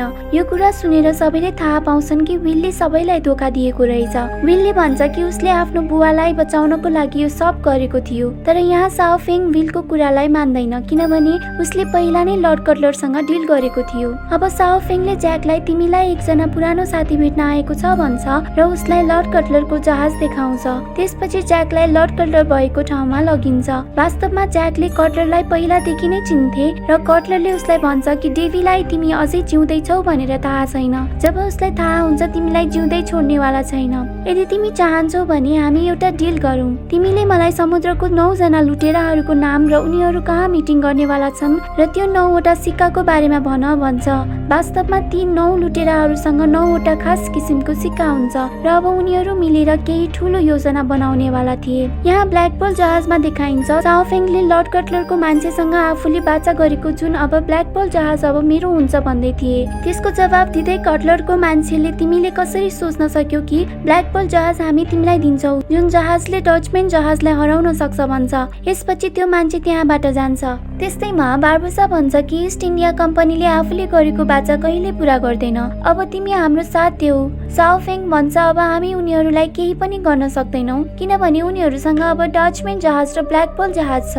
बार्बोसा भन्छ हामीसँग पनि समुद्रकी देवी क्यालिप्सो छ र त्यो पनि हाम्रो जहाजमा। सोच उसले के गर्न सक्छ। तर त्यसको लागि मलाई 9 जना पाइरेट्सहरूको सिक्काहरू चाहिन्छ जसका लागि हामीले 9 जना पाइरेट्सहरूको मिटिङ गर्नुपर्छ। साओफेङ सोध्छ कि जसको भित्र क्यालिप्सोको आत्मा छ ऊ अरू कोही नभएर एलिजाबेथ हो। साओफेङ भन्छ मलाई एलिजाबेथ चाहिन्छ र त्यसको बदलामा तिमीले ब्ल्याकपोल जहाज लिन सक्छौ। एलिजाबेथलाई यहाँ अरू कुनै उपाय हुँदैन किनभने ऊ जसरी भए पनि यहाँबाट निस्किन चाहन्थे र यहाँनिर उनले शर्त मान्न तयार हुन्छन्। अर्कोतर्फ ज्याक र लर्ड कटलरलाई देखाइन्छ र उनीहरू बीच डिल हुन्छ। त्यही बेला कटलरको जहाजमा हमला हुन्छ। यही मौकामा ज्याकले त्यहाँबाट भागेर ब्ल्याकपोल जहाजमा जान्छ। कटलर देख्छ कि साओफेङ र ब्ल्याकपोल दुवैजना त्यहाँबाट अगाडि जाँदैछ। कटलर डेभी जोन्सलाई साओफेङको पिछा लाग्न भन्छ र ऊ ब्ल्याकपोलको पिछा गर्छ। त्यहाँ हामी देख्छौँ कि साओफेङले एलिजाबेथलाई समुद्रको देवी क्यालिप्सो सम्झिरहेको हुन्छ। ऊ भन्छ कि जब लुटेराहरूको पहिलो मिटिङ भएको थियो उनीहरूले यो कुरा गरेका थिए कि समुद्रको देवीलाई एकजना महिलाको शरीरमा बाँधिदिनेछन् जसले गर्दा समुद्रमा पुरुषहरूको मात्र राज हुनेछ। यही बीचमा उनीहरूको जहाजमा एउटा तोपले हमला हुन्छ जसबाट एउटा काठको टुक्रा साओफेङको छाती अगाडिबाट पछाडि छेड्न जान्छ। ऊ जिन्दगीको अन्तिम सास लिइरहेको हुन्छ तर मर्नुभन्दा पहिले उसले आफ्नो घाँटीको लकेट फुकालेर एलिजाबेथलाई दिन्छ अनि भन्छ अबदेखि तिमी यो जहाजको क्याप्टेन हौ। यति भनेर ऊ त्यही मर्छ। वास्तवमा उनीहरूको जहाजमा अरू कोही नभएर डेभी जोन्सको डचम्यान जहाजले हमला गरेको हुन्छ। अब एलिजाबेथलाई अन्य चालक दलका सदस्यहरू जस्तै गरी बाहिर निकालिन्छ। उनले जेम्सको सामना गर्छिन् र उसलाई देखेर खुसी हुन्छ अनि भन्छ उसको बुबा यति बेला भएको भए कति खुसी हुन्थे। तर यहाँ एलिजाबेथले उसलाई गभर्नरको मृत्यु भइसकेको छ भनेर भन्छिन् जसले गर्दा ऊ एकदम स्तब्ध हुन्छ किनभने कटलरले उनलाई गभर्नर इङ्ल्यान्ड गएको छ भनेर भनेको थियो। चालक दलका सदस्यहरूलाई ब्रिगमा राख्दै हुन्छ र जेम्सले एलिजाबेथलाई उसँग आउन आग्रह गर्दछ तर उनी क्याप्टेन भएको हुनाले उनी आफ्नो टोलीसँग बस्न रुचाउँछिन्। यहाँ उनीहरूले जबरजस्ती एलिजाबेथ र सबैलाई बन्दी बनाउँछन्। त्यहाँ उनले विलको बुवालाई भेट्छिन् अनि छिट्टै नै विल तपाईँलाई लिन आउँदैछ भनेर भन्छिन्। उसले एलिजाबेथलाई भन्छ यदि विल यहाँ आयो भने हामी दुईजनामा सिर्फ एकजनालाई मात्र बचाउन सक्छ। ऊ भन्छ यदि उसले पहिला मलाई बचायो भने उसले डेभी जोन्सलाई मार्नुपर्छ र खुद आफू यो जहाजको क्याप्टेन बन्नुपर्छ र ऊ यो जहाजको क्याप्टेन भएपछि 10 वर्षमा सिर्फ एकचोटि मात्र जमिनमा जान सक्छ। यसको मतलब उसले तिमीलाई 10 वर्षमा सिर्फ एकचोटि मात्र भेट्न सक्छ। त्यही भएर म यो चाहन्न। अब अर्को सिनमा ब्ल्याकपोल जहाजलाई देखाइन्छ। त्यो जहाज 9 जना लुटेराहरूको मिटिङमा जाँदै हुन्छ। यहाँ विल पनि हुन्छ र ऊ यहाँ काठको बक्सा मान्छेको लासलाई बाँधेर समुद्रमा फ्याँक्दै हुन्छ। त्यो लासको पकेटमा विलले एउटा नक्सा पनि राखिदिन्छ ताकि कटलरले पिछा गरेर आउँदा त्यो मिटिङ भएको ठाउँसम्म आउन सकोस् र यसको बदलामा लर्ड कटलरले उसको बुवालाई रिहा गर्न मद्दत गर्न सकोस्। तर यहाँ विलले यसो गर्दा गर्दै ज्याकले उसलाई देख्छ। अब ज्याकले उसलाई कम्पास दिन्छ र त्यो लासलाई खोलामा फ्याँकिदिन्छ। अब हामी डेभी जोन्सको डचम्यान जहाजलाई देख्छौँ जहाँ जेम्सले एलिजाबेथ र उसको साथीहरूलाई त्यहाँबाट रिहा गरिदिन्छ। त्यही बेला त्यहाँ विलको बुवा आउँछन् जसको दिमागी हालत एकदम खराब भइसकेको हुन्छ र उसले जेम्सलाई मारिदिन्छ। अर्कोतर्फ विललाई देख्छौँ र ऊ लर्ड कटलरको जहाजमा हुन्छ। यहाँ डेभी जोन्स नि हुन्छ। विलले भन्छ कि ज्याक अझै जिउँदै छ र 9 जना समुद्रको लुटेराहरू समुद्रको देवी क्यालिप्सोलाई फेरि जिउँदो बनाउनेवाला छन्। डेभी जोन्स भन्छ कि जब पहिलो पल्ट क्यालिप्सोलाई बन्दी बनाएर कुनै मानिसको शरीरमा हालिएको थियो, यसको वेद मैले नै भनेको थिएँ, त्यही भएर लुटेराहरूले यसो गर्न सकेका थिए। विल अब लर्ड कटलरलाई भन्छ कि म तपाईलाई त्यो 9 जना लुटेराहरूको मिटिङ भएको ठाउँमा लान्छु। यसको बदलामा मेरो बुवा जो डचम्यान जहाजमा कैदी भएका छन् उनलाई त्यहाँबाट रिहा गराउनु पर्छ। अब उनीहरू बीच डिल हुन्छ। अर्कोतर्फ हामी देख्छौं कि लुटेराहरूको 9 जना मुखियाहरू भेला भइसकेका छन्। उनीहरू मध्ये एलिजाबेथ पनि एक हुन्छे। यहाँ एलिजाबेथ भन्छन् कि हामीलाई फ्रिडमको लागि लडाई लड्नुपर्छ, तर यहाँ उसको कुरामा कोही पनि सहमत हुँदैनन्। अब उनीहरू बीच 9 जना मध्ये 1 जना प्रमुख लिडर को हुने भनेर भोटिङ हुन्छ। सबैजना यहाँ आफूले आफूलाई भोटिङ गर्छन्, तर यहाँ ज्याकले आफूलाई भोटिङ नगरेर एलिजाबेथलाई भोट गर्छ। अब यहाँ एलिजाबेथ बाँकी लुटेराहरूको मेन लिडर हुन्छन् र भन्छन् अब हामी भाग्ने होइन, बरु उल्टे इस्ट इन्डिया कम्पनीसँग लड्छौं र हराउँछौं। अब हामी अर्को सिनमा देख्छौं कि सबैजना इस्ट इन्डिया कम्पनी कटलरसँग लड्न तयार भएका हुन्छन्। त्यहाँ हामी देख्छौं कि कटलरको आफ्नो थुप्रै जहाजहरू हुन्छ। त्यहाँ अब एलिजाबेथ, ज्याक र बारबोसा विल, कटलर र डेभीसँग एउटा मिटिङ गर्न आएका हुन्छन्। त्यहाँ एलिजाबेथले विललाई माग्छिन्, तर विलको बदलामा उनीहरूलाई ज्याक दिनुपर्ने हुन्छ। बारबोसाले उसँग भएको सिक्का लिन्छ।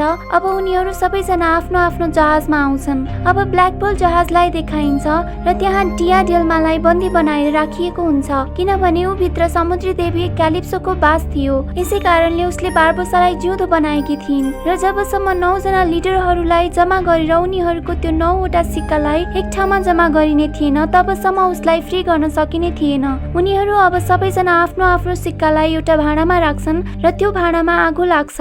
अब त्यो आगोको धुवा टिया डेल्माको नाकमा जान्छ र ऊ बदलिन थाल्छे। त्यहाँ विल भन्छ कि डेभी जोन्स नै त्यो मान्छे हो जसले तिमीलाई धोका दिएको थियो। उसैले नै 9 जना लुटेराहरूलाई तिमीलाई कैद बनाउने तरिका भनेको थियो। अब टिया डेल्माको शरीरको आकार बढ्न थाल्छ र ऊ निकै ठुलो हुन्छ।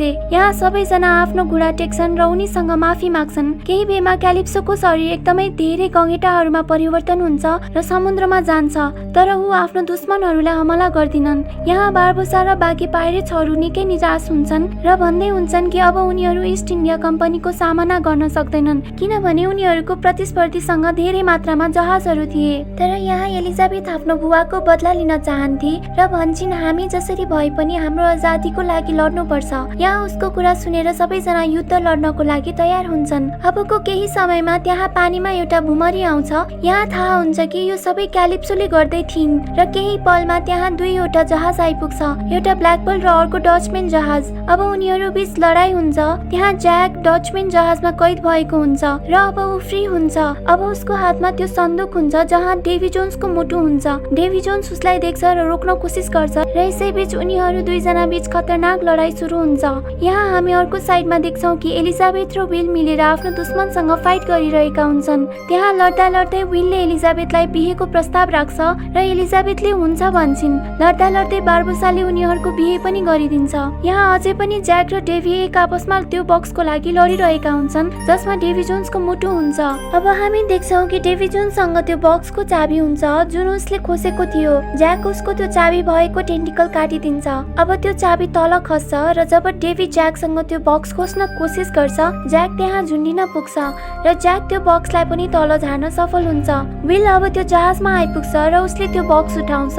अब त्यहाँ विलको बुवा नि आइपुग्छन् जसको दिमागी हालत एकदमै धेरै खराब भइसकेको थियो। उनले अब विललाई पनि चिन्न सकिरहेको थिएनन् र उल्टै विललाई अट्याक गर्छन्। यहाँ डेभीले ज्याकलाई मार्न उसको पछि आइरहेको हुन्छ, तर त्यही बेला त्यहाँ एलिजाबेथ आइपुग्छिन् र डेभी जोन्सलाई अट्याक गर्छिन्। जब डेभी जोन्सले एलिजाबेथलाई मार्न लागेको हुन्छ, पछाडिबाट विल आउँछ अनि डेभीलाई पछाडिबाट तरबारले हान्छ, तर डेभीलाई केही पनि हुँदैन। त्यहाँ डेभी भन्छ कि मेरो मुटु मसँग छैन, तर यति भनेर डेभी अब विललाई अट्याक गर्छ, जसको कारण विल त्यहाँ लड्न पुग्छ। जब उसले विललाई मार्न लागेको हुन्छ, त्यहाँ पछाडि ज्याक आइपुग्छ जसको हातमा डेभीको मुटु र सँगै चक्कु पनि उसको हातमा हुन्छ।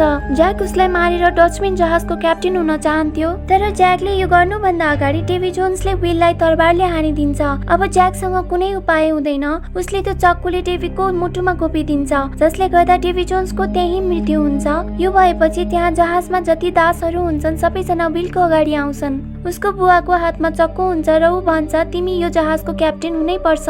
त्यही अर्को सिनमा ज्याक स्प्यारो र एलिजाबेथ प्याराशुटको मद्दतले त्यहाँबाट जान्छन्। यसपछि त्यो डचम्यान जहाज त्यही समुद्रमा डुब्छ। ज्याक ज्याक र एलिजाबेथ अब ब्ल्याक पर्ल जहाजमा आइपुग्छन् र उनीहरूको अगाडि कटलरको धेरै मात्रामा सेनाहरू हुन्छन्। सबैभन्दा अगाडि कटलरको जहाज हुन्छ।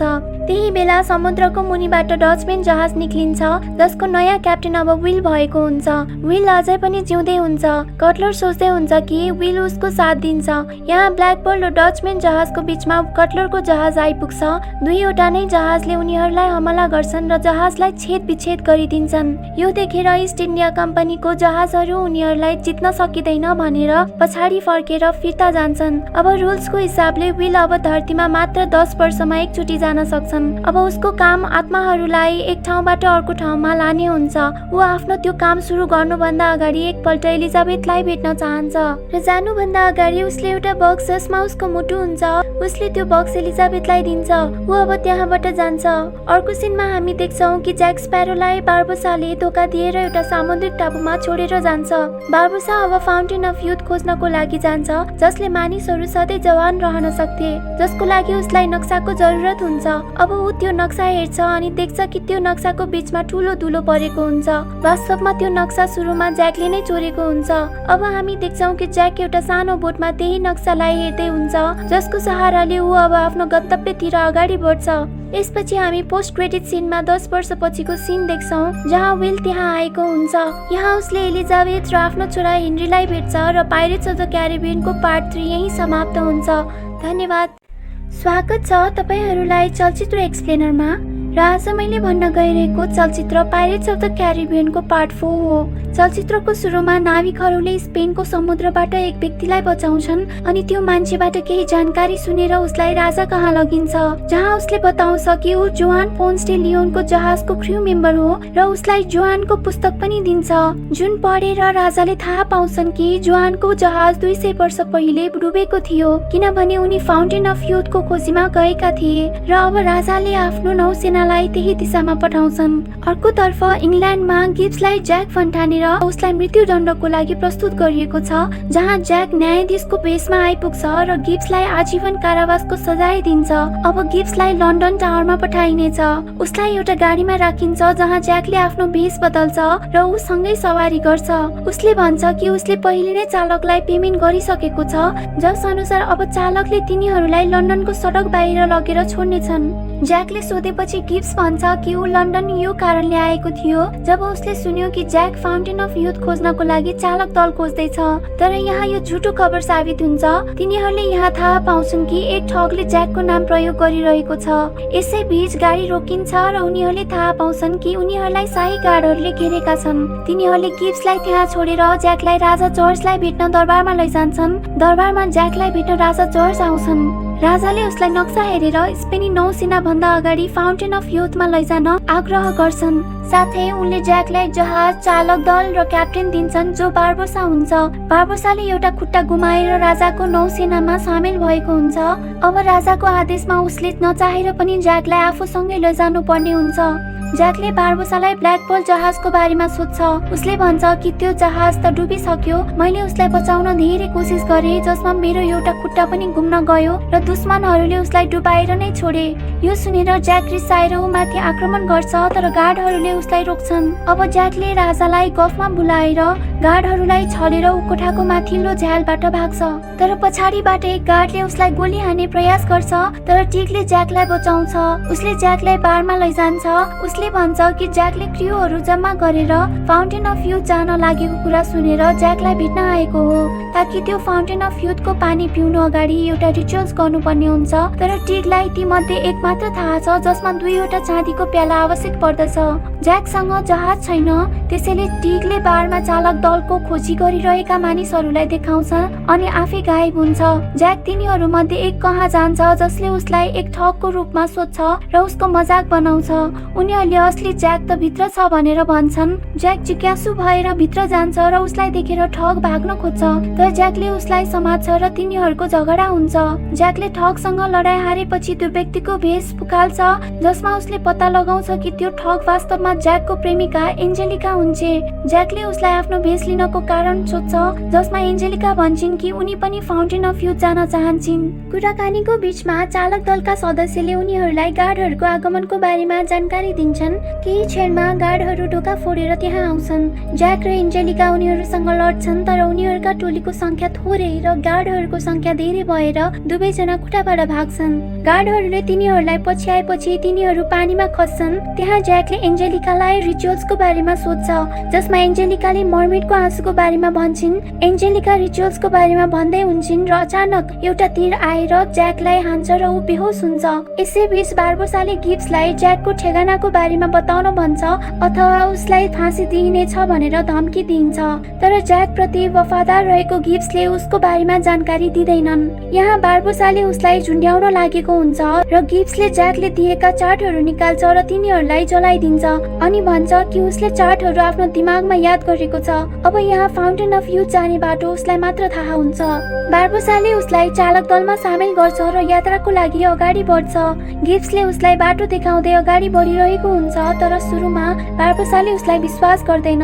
तर जब उसले स्पेनिस नौसेनालाई उनीहरूको अगाडि देख्छ, उसले गिब्सलाई विश्वास गर्न थाल्छ। अर्कोतर्फ ज्याकको ब्ल्याकबियर्ड जहाजमा होस आउँछ, जहाँ सम्पूर्ण क्रूलाई नोकर जस्तै व्यवहार गरिरहेको देख्छ।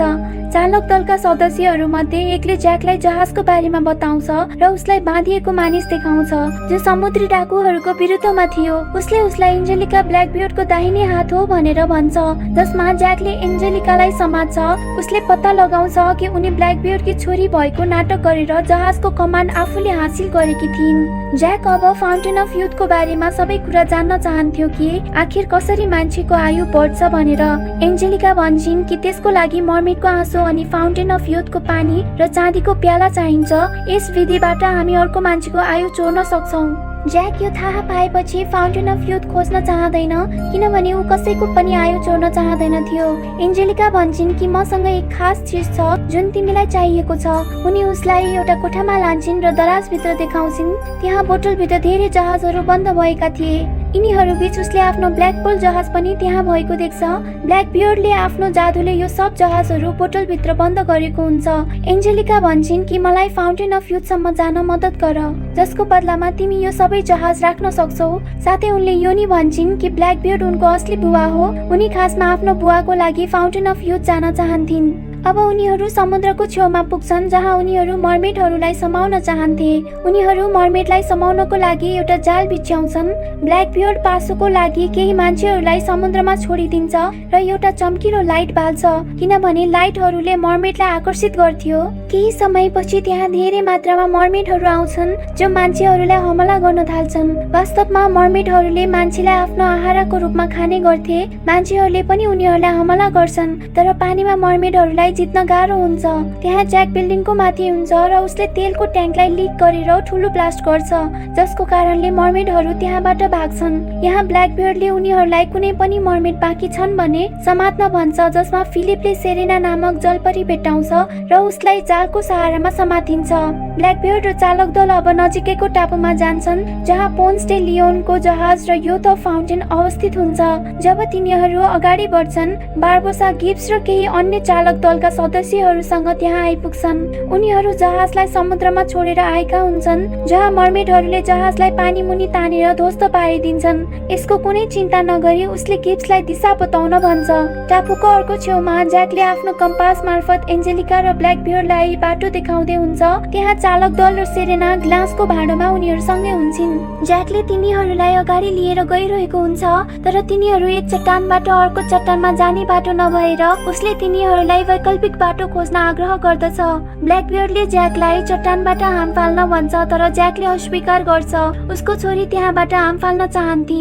यहाँ ज्याक भन्छ कि यदि उनी हाम फाल्न चाहन्छन् भने हाम फाल्न दिनुस्, जसमा ब्ल्याकबियर्ड भन्छ तिम्रो पछि उसको नै पालो हो। यहाँ हामीलाई थाहा हुन्छ कि उसलाई आफ्नो छोरीको अलिकति पनि माया थिएन। ज्याक भन्छ कि यदि म यहाँबाट हाम फाले भने मर्छु। यो भनेर यहाँ ज्याक हाम फाल्न आनाकानी गर्छ। यो देखेर एन्जेलिका म आफै हाम फाल्छु भनेर अगाडि जान्छन् र त्यो हुनुभन्दा अगाडि ज्याक आफै त्यो क्लिफबाट हाम फाल्छ र पानीमा झर्छ। ऊ तल गएपछि सबैजना फाउन्टेन अफ युथतिर लाग्छन्। बाटोमा जाँदा जाँदै त्यो मर्मेड भएको ग्लास फुट्न जान्छ र उनी बाहिर झर्छिन्। अब उनी जमिनमा आएपछि उनको पुच्छर खुट्टामा परिणत हुन्छ। फिलिपले उनलाई आफ्नो सर्ट दिन्छ र हिँड्न नसक्ने भएकोले उनलाई बोक्छ। यहाँ ब्ल्याकबियर्ड आफ्नो चालक दललाई यात्रा जारी राख्न भन्छ। यसैबीच ज्याक पहाडमा अड्किएको पोन्सटेल लियोन जहाजमा पुग्छ। त्यहाँ बारबोसा पहिले नै आइसकेको हुन्छ र तिनीहरूले एकअर्कालाई देखेर आफ्नो तरबार बाहिर निकाल्छन् र लड्न सुरु गर्छन्। तर जहाजको सन्तुलन नमिलेर तिनीहरूले आफ्नो तरबार फिर्ता राख्छन्। अब उनीहरू दुवैजना मिलेर त्यो बक्स खोल्छन् र देख्छन् कि त्यहाँ बक्सभित्र त्यो चाँदीको प्याला गायब भएको हुन्छ। वास्तवमा स्पेनिसहरूले उनीहरू आउनुभन्दा अगाडि नै आएर त्यो प्याला लिएर गइसकेका हुन्छन्। उनीहरू हार मानेर पछाडि बस्छन् र उनीहरूले स्केलेटनको हातमा एउटा नक्सा भेट्छन् जसको माध्यमबाट उनीहरूले स्पेनिस क्याम्पको बारेमा जानकारी पाउँछन् र त्यतातिर लाग्छन्। यसैबीच ब्ल्याकबियर्ड राति भएको कारण रोकिन्छ र बिहान हुनु अघि सेरेनाबाट आँसु निकाल्न आदेश दिन्छ। तर सेरेना भने आँसु दिन तयार हुँदिनन्। ब्ल्याकबियर्डले आँसु निकाल्नको लागि उनलाई टर्चर गर्छ तर फिलिप उनलाई बचाउन अगाडि आउँछ। ब्ल्याकबियर्डले उनीहरू एकअर्कालाई मन पराउँछन् भनेर थाहा पाउँछ र फिलिपलाई आँसुको लागि प्रयोग गर्ने निर्णय गर्दछ। अब उसको आदेशमा फिलिपको घाँटी छुराले काटिदिन्छन् तर सेरेना भने अझै पनि आँसु दिन अस्वीकार गर्छिन्। सेरेना नरहेको कारण ब्ल्याकबियर्डले उनलाई रुखमा बाँध्ने निर्णय गर्छ र फिलिपलाई टाढाको जंगलमा फालिदिन्छ। केही समयपछि फिलिप उठ्छ र सेरेनाको नजिक जान्छ। यसको अर्थ फिलिपको हत्या भएको थिएन, उसलाई बेहोस मात्रै बनाइएको थियो। यहाँ हामीले थाहा पाउँछौँ कि यो सबै ब्ल्याकबियर्डको योजना रहेछ। फिलिप सेरेनाको प्रशंसा गर्छ जसमा उनको आँखाबाट खुसीको आँसु आउँछ। त्यही बेला ब्ल्याकबियर्ड आइपुग्छ र सेरेनाको आँसु लिन्छ। उसले फिलिपलाई आफूसँग लैजान्छ र सेरेनालाई त्यही मर्न छोडिदिन्छ। यसैबीच ज्याक, बारबोसा, गिब्स र चालक दलका सदस्यहरू स्पेनिस टोलीतर्फ अगाडि बढ्छन्। अगाडि जाँदा जाँदै उसले गिब्सलाई त्यही क्र्यूसँग छोड्छ र प्लान अनुसार ज्याक र बारबोसा त्यो क्याम्पभित्र जान्छन्। उनीहरू दुवैजना मिलेर त्यो चाँदीको प्याला त्यहाँबाट चोर्न सफल हुन्छन्। जब तिनीहरू बाहिर निस्कन लागेका हुन्छन्, गार्डहरूले तिनीहरूलाई घेरेर समात्छन् र उनीहरूलाई नजिकैको रुखमा लगेर बाँधिदिन्छन्। त्यहाँ बारबोसाले उसलाई कुरै कुरामा भन्छ कि उसलाई फाउन्टेन अफ युथ चाहिएको छैन, तर ऊ ब्ल्याकबियर्डसँग बदला लिन चाहन्छ किनभने ब्ल्याकबियर्डले उसलाई आक्रमण गरेर उसबाट ब्ल्याकपोल जहाज खोसेको थियो र बाँच्नको लागि उसले आफ्नो खुट्टा गुमाउन पुगेको थियो। बारबोसाको कुरा सकेपछि ज्याकले बारबोसालाई आफ्नो खुल्ला हात र खुट्टा देखाउँछ र रुखमाथि चढ्न थाल्छ। जब ऊ माथि पुग्छ उसले आफ्नो डोरीलाई नरिवलसँग बाँधेर अर्को रुखमा फाल्छ र त्यसमा हाम फाल्छ। सिपाहीहरूले रुखहरू चलिरहेको देख्छन् र ज्याक भागेको अनुमान गर्छन् अनि उसलाई पछ्याउन थाल्छन्। बारबोसाको टोलीले सिपाहीहरूको आवाजबाट संकेत पाउँछन् र उनीहरू उसलाई बचाउन आउँछन्। ज्याक र बारबोसा जंगलको अर्को छेउमा भेट्छन् र फाउन्टेन तर्फ लाग्छन्। अब ज्याक ब्ल्याकबियर्ड भएको ठाउँमा आउँछ र आफ्नो कम्पासको लागि त्यो प्यालाहरू साटासाट गर्छन्। ज्याकले त्यो कम्पास अब गिब्सलाई दिन्छ। यहाँ ज्याकले सबैलाई फाउन्टेन अफ युथ भएको ठाउँमा लिएर आउँछ तर गुफाबाट अगाडि जाने बाटो नभएको कारण सबले ज्याकलाई बाटो थाहा नभएको अनुमान गर्छन्। अब ज्याकले उनीहरूको अगाडि त्यो प्यालामा लेखिएका शब्दहरू पढ्छ र अचानक जमिनबाट पानी निस्केर उनीहरूको माथि जम्मा हुन्छ। ज्याक एक सदस्यको काँधमा चढ्छ र फाउन्टेन अफ युथको बाटो फेला पार्छ। सबैले उसलाई पछ्याउँछन्। उनीहरू फाउन्टेन तर्फ जाँदै हुन्छन् र त्यही बेला बारबोसा आफ्नो टोलीसँग त्यहाँ आइपुग्छ। अब ब्ल्याकबियर्डको टोली र बारबोसाको टोलीहरू एकअर्कासँग लड्न थाल्छन्। लडाईको बीचमा फिलिप घाइते हुन्छ र त्यहाँबाट भाग्छ। भागेर गएर उसले सेरेनालाई फ्री गरिदिन्छ। यहाँ एन्जेलिकाले त्यहाँ भइरहेको लडाईलाई बेवास्ता गर्छिन् र त्यो प्यालाहरू लिएर फाउन्टेन तर्फ जान्छन्। पछाडि उनको मेम्बरले आँसु लिएर आउँदै हुन्छ तर ज्याकले त्यो आँसुबाट खोसेर छोड्छ। उसले तिनीहरूलाई मूर्ख बनाएर त्यो प्यालाहरू लिन खोज्छ र त्यो प्यालालाई ज्याकले खुट्टाले हानेर अलि पर फ्याँकिदिन्छ। ज्याकले प्यालाहरूलाई उठाएर अगाडि जाँदै हुन्छ र त्यही बेला स्पेनिस नौसेनाहरू त्यहाँ आइपुग्छन् र तिनीहरूको नेताले प्यालाहरू लिन्छ। ऊ भन्छ कि जीवन दिने शक्ति भगवानसँग मात्र हुन्छ। यति भनेपछि उसले त्यो प्यालालाई पानीमा फ्याँकिदिन्छ र सेनालाई फाउन्टेन नष्ट गर्न आदेश दिन्छ। अब सेनाहरूले त्यो ठाउँलाई नष्ट गर्न थाल्छन्। यो देखेर ब्ल्याकबियर्ड त्यो नेतालाई मार्न आउँछ, तर बारबोसाले उसलाई आक्रमण गर्छ र उसलाई छुरा प्रहार गर्दछ। एन्जेलिका रुन्छिन् र ब्ल्याकबियर्डको छातीबाट त्यो तरवार निकाल्छिन्, तर गल्तीवश उसको हात काटिन्छ। यो देखेर ज्याक तुरुन्तै झरनाबाट पानी लिन प्यालाहरू खोज्न जान्छ। यहाँ बारबोसाले पनि ब्ल्याकबियर्डको मृत्यु भएपछि ब्ल्याकबियर्डको जहाजको स्वामित्व आफूले लिने घोषणा गर्छ र उसको क्र्यू मेम्बरहरूलाई लिएर त्यो ठाउँबाट जान्छ। ज्याकले प्यालाहरू खोज्दै गर्दा सिपाहीहरू झरना नष्ट भएको सोचेर त्यहाँबाट जान्छन्। यहाँ सेरेनाले ज्याकलाई त्यो प्यालाहरू खोजेर ल्याएर दिन्छन्। ज्याक प्यालामा फाउन्टेनबाट झरेको पानी हाल्छ। उसले एउटा प्यालामा मात्र मर्मेडको आँसु हाल्छ र अर्कोमा हाल्दैन। उसले त्यो प्यालाहरूलाई मर्न लागेको एन्जेलिका र ब्ल्याकबियर्डलाई दिन लैजान्छ। उसले ब्ल्याकबियर्डलाई पानीको प्याला दिन्छ र उसलाई आफ्नी छोरीको जीवन बचाउन भन्छ, तर ब्ल्याकबियर्डले त्यो पानी पिउँछ जसमा आँसु भएको हुन्छ, जबकि एन्जेलिका बिना आँसुको पानी पिउँछिन्। ज्याक सम्झन्छ कि प्यालाको पोजिसन फरक थियो र एन्जेलिकाले आँसु भएको पिएकी थिइन् र ब्ल्याकबियर्डले आँसु बिनाको पिएको थियो। त्यसै बेला झरनाबाट पानी निस्कन्छ र ब्ल्याकबियर्डलाई घेरेर कंकालमा परिणत गरिदिन्छ, जबकि एन्जेलिकाको घाउ निको भएको हुन्छ। अर्कोतर्फ सेरेनाले फिलिपलाई भेट्छिन् र उसलाई आफ्नो घाउ निको पार्नको लागि समुद्रमा लैजान्छिन्। ज्याकले एन्जेलिकालाई बाँधेर त्यहाँबाट डुङ्गामा राखेर टाढाको टापुमा लैजान्छ। यहाँ उसले एन्जेलिकालाई टापुमा एक्लै छोडिदिन्छ र त्यहाँबाट जान्छ, किनभने उसलाई एन्जेलिका माथि विश्वास थिएन। यसै बीच बारबोसाले ब्ल्याकबियर्डको जहाजलाई कब्जा गरेको छ र समुद्री डाकुको रूपमा फेरि आफ्नो यात्रा सुरु गर्छ। अन्तिममा ज्याक आफ्नो साथी गिब्स भएको ठाउँमा जान्छ, जसलाई उसले कम्पास दिएको थियो। गिब्स उसलाई ब्ल्याक पर्ल जहाज देखाउँछ, जुन अझै पनि बोतलभित्र बन्द हुन्छ। ऊ भन्छ कि त्यो दराजभित्र भएको सबै जहाज मैले यहाँ ल्याएको छु, तर यहाँ उनीहरूलाई थाहा हुँदैन कि त्यो जहाजहरूलाई बोतलबाट बाहिर कसरी निकाल्ने भनेर। र यसैबीच चलचित्र यहाँ समाप्त हुन्छ। धन्यवाद। स्वागत छ तपाईहरूलाई चलचित्र एक्सप्लेनरमा। र आज मैले भन्न गइरहेको चलचित्र पाइरेट्स अफ द क्यारिबियनको पार्ट 5 हो। चलचित्र विल र एलिजाबेथको 12 वर्षीय छोरा हेनरीबाट सुरु हुन्छ। हेनरी आफ्नो बुवालाई जसरी भए पनि त्यो पापबाट मुक्त गर्न चाहन्छ र उसलाई त्यो तरिका थाहा भइसकेको हुन्छ। ऊ अब यात्राको लागि समुद्रमा जान्छ र खुट्टामा ढुङ्गा र डोरी बाँधेर समुद्र मुनि जान्छ, जहाँ फ्लाइङ डचम्यान जहाज हुन्छ। त्यहाँ गएर उसले आफ्नो बुवालाई भेट्छ। विलले आफ्नो छोरालाई भन्छ कि तिमी यहाँ आउनु हुँदैन, किनभने यो एक श्रापित जहाज हो। हेनरी भन्छ कि म तपाईलाई यो श्रापबाट मुक्त गर्न चाहन्छु, जसको लागि मलाई पोसाइडनको त्रिशूल चाहिन्छ। पोसाइडन समुद्रको भगवान हुन्छ र उसँग एउटा त्रिशूल हुन्छ। यदि हेनरीले त्यो त्रिशूल पायो भने उसले आफ्नो बुवालाई यो पापबाट मुक्त गर्न सक्छ।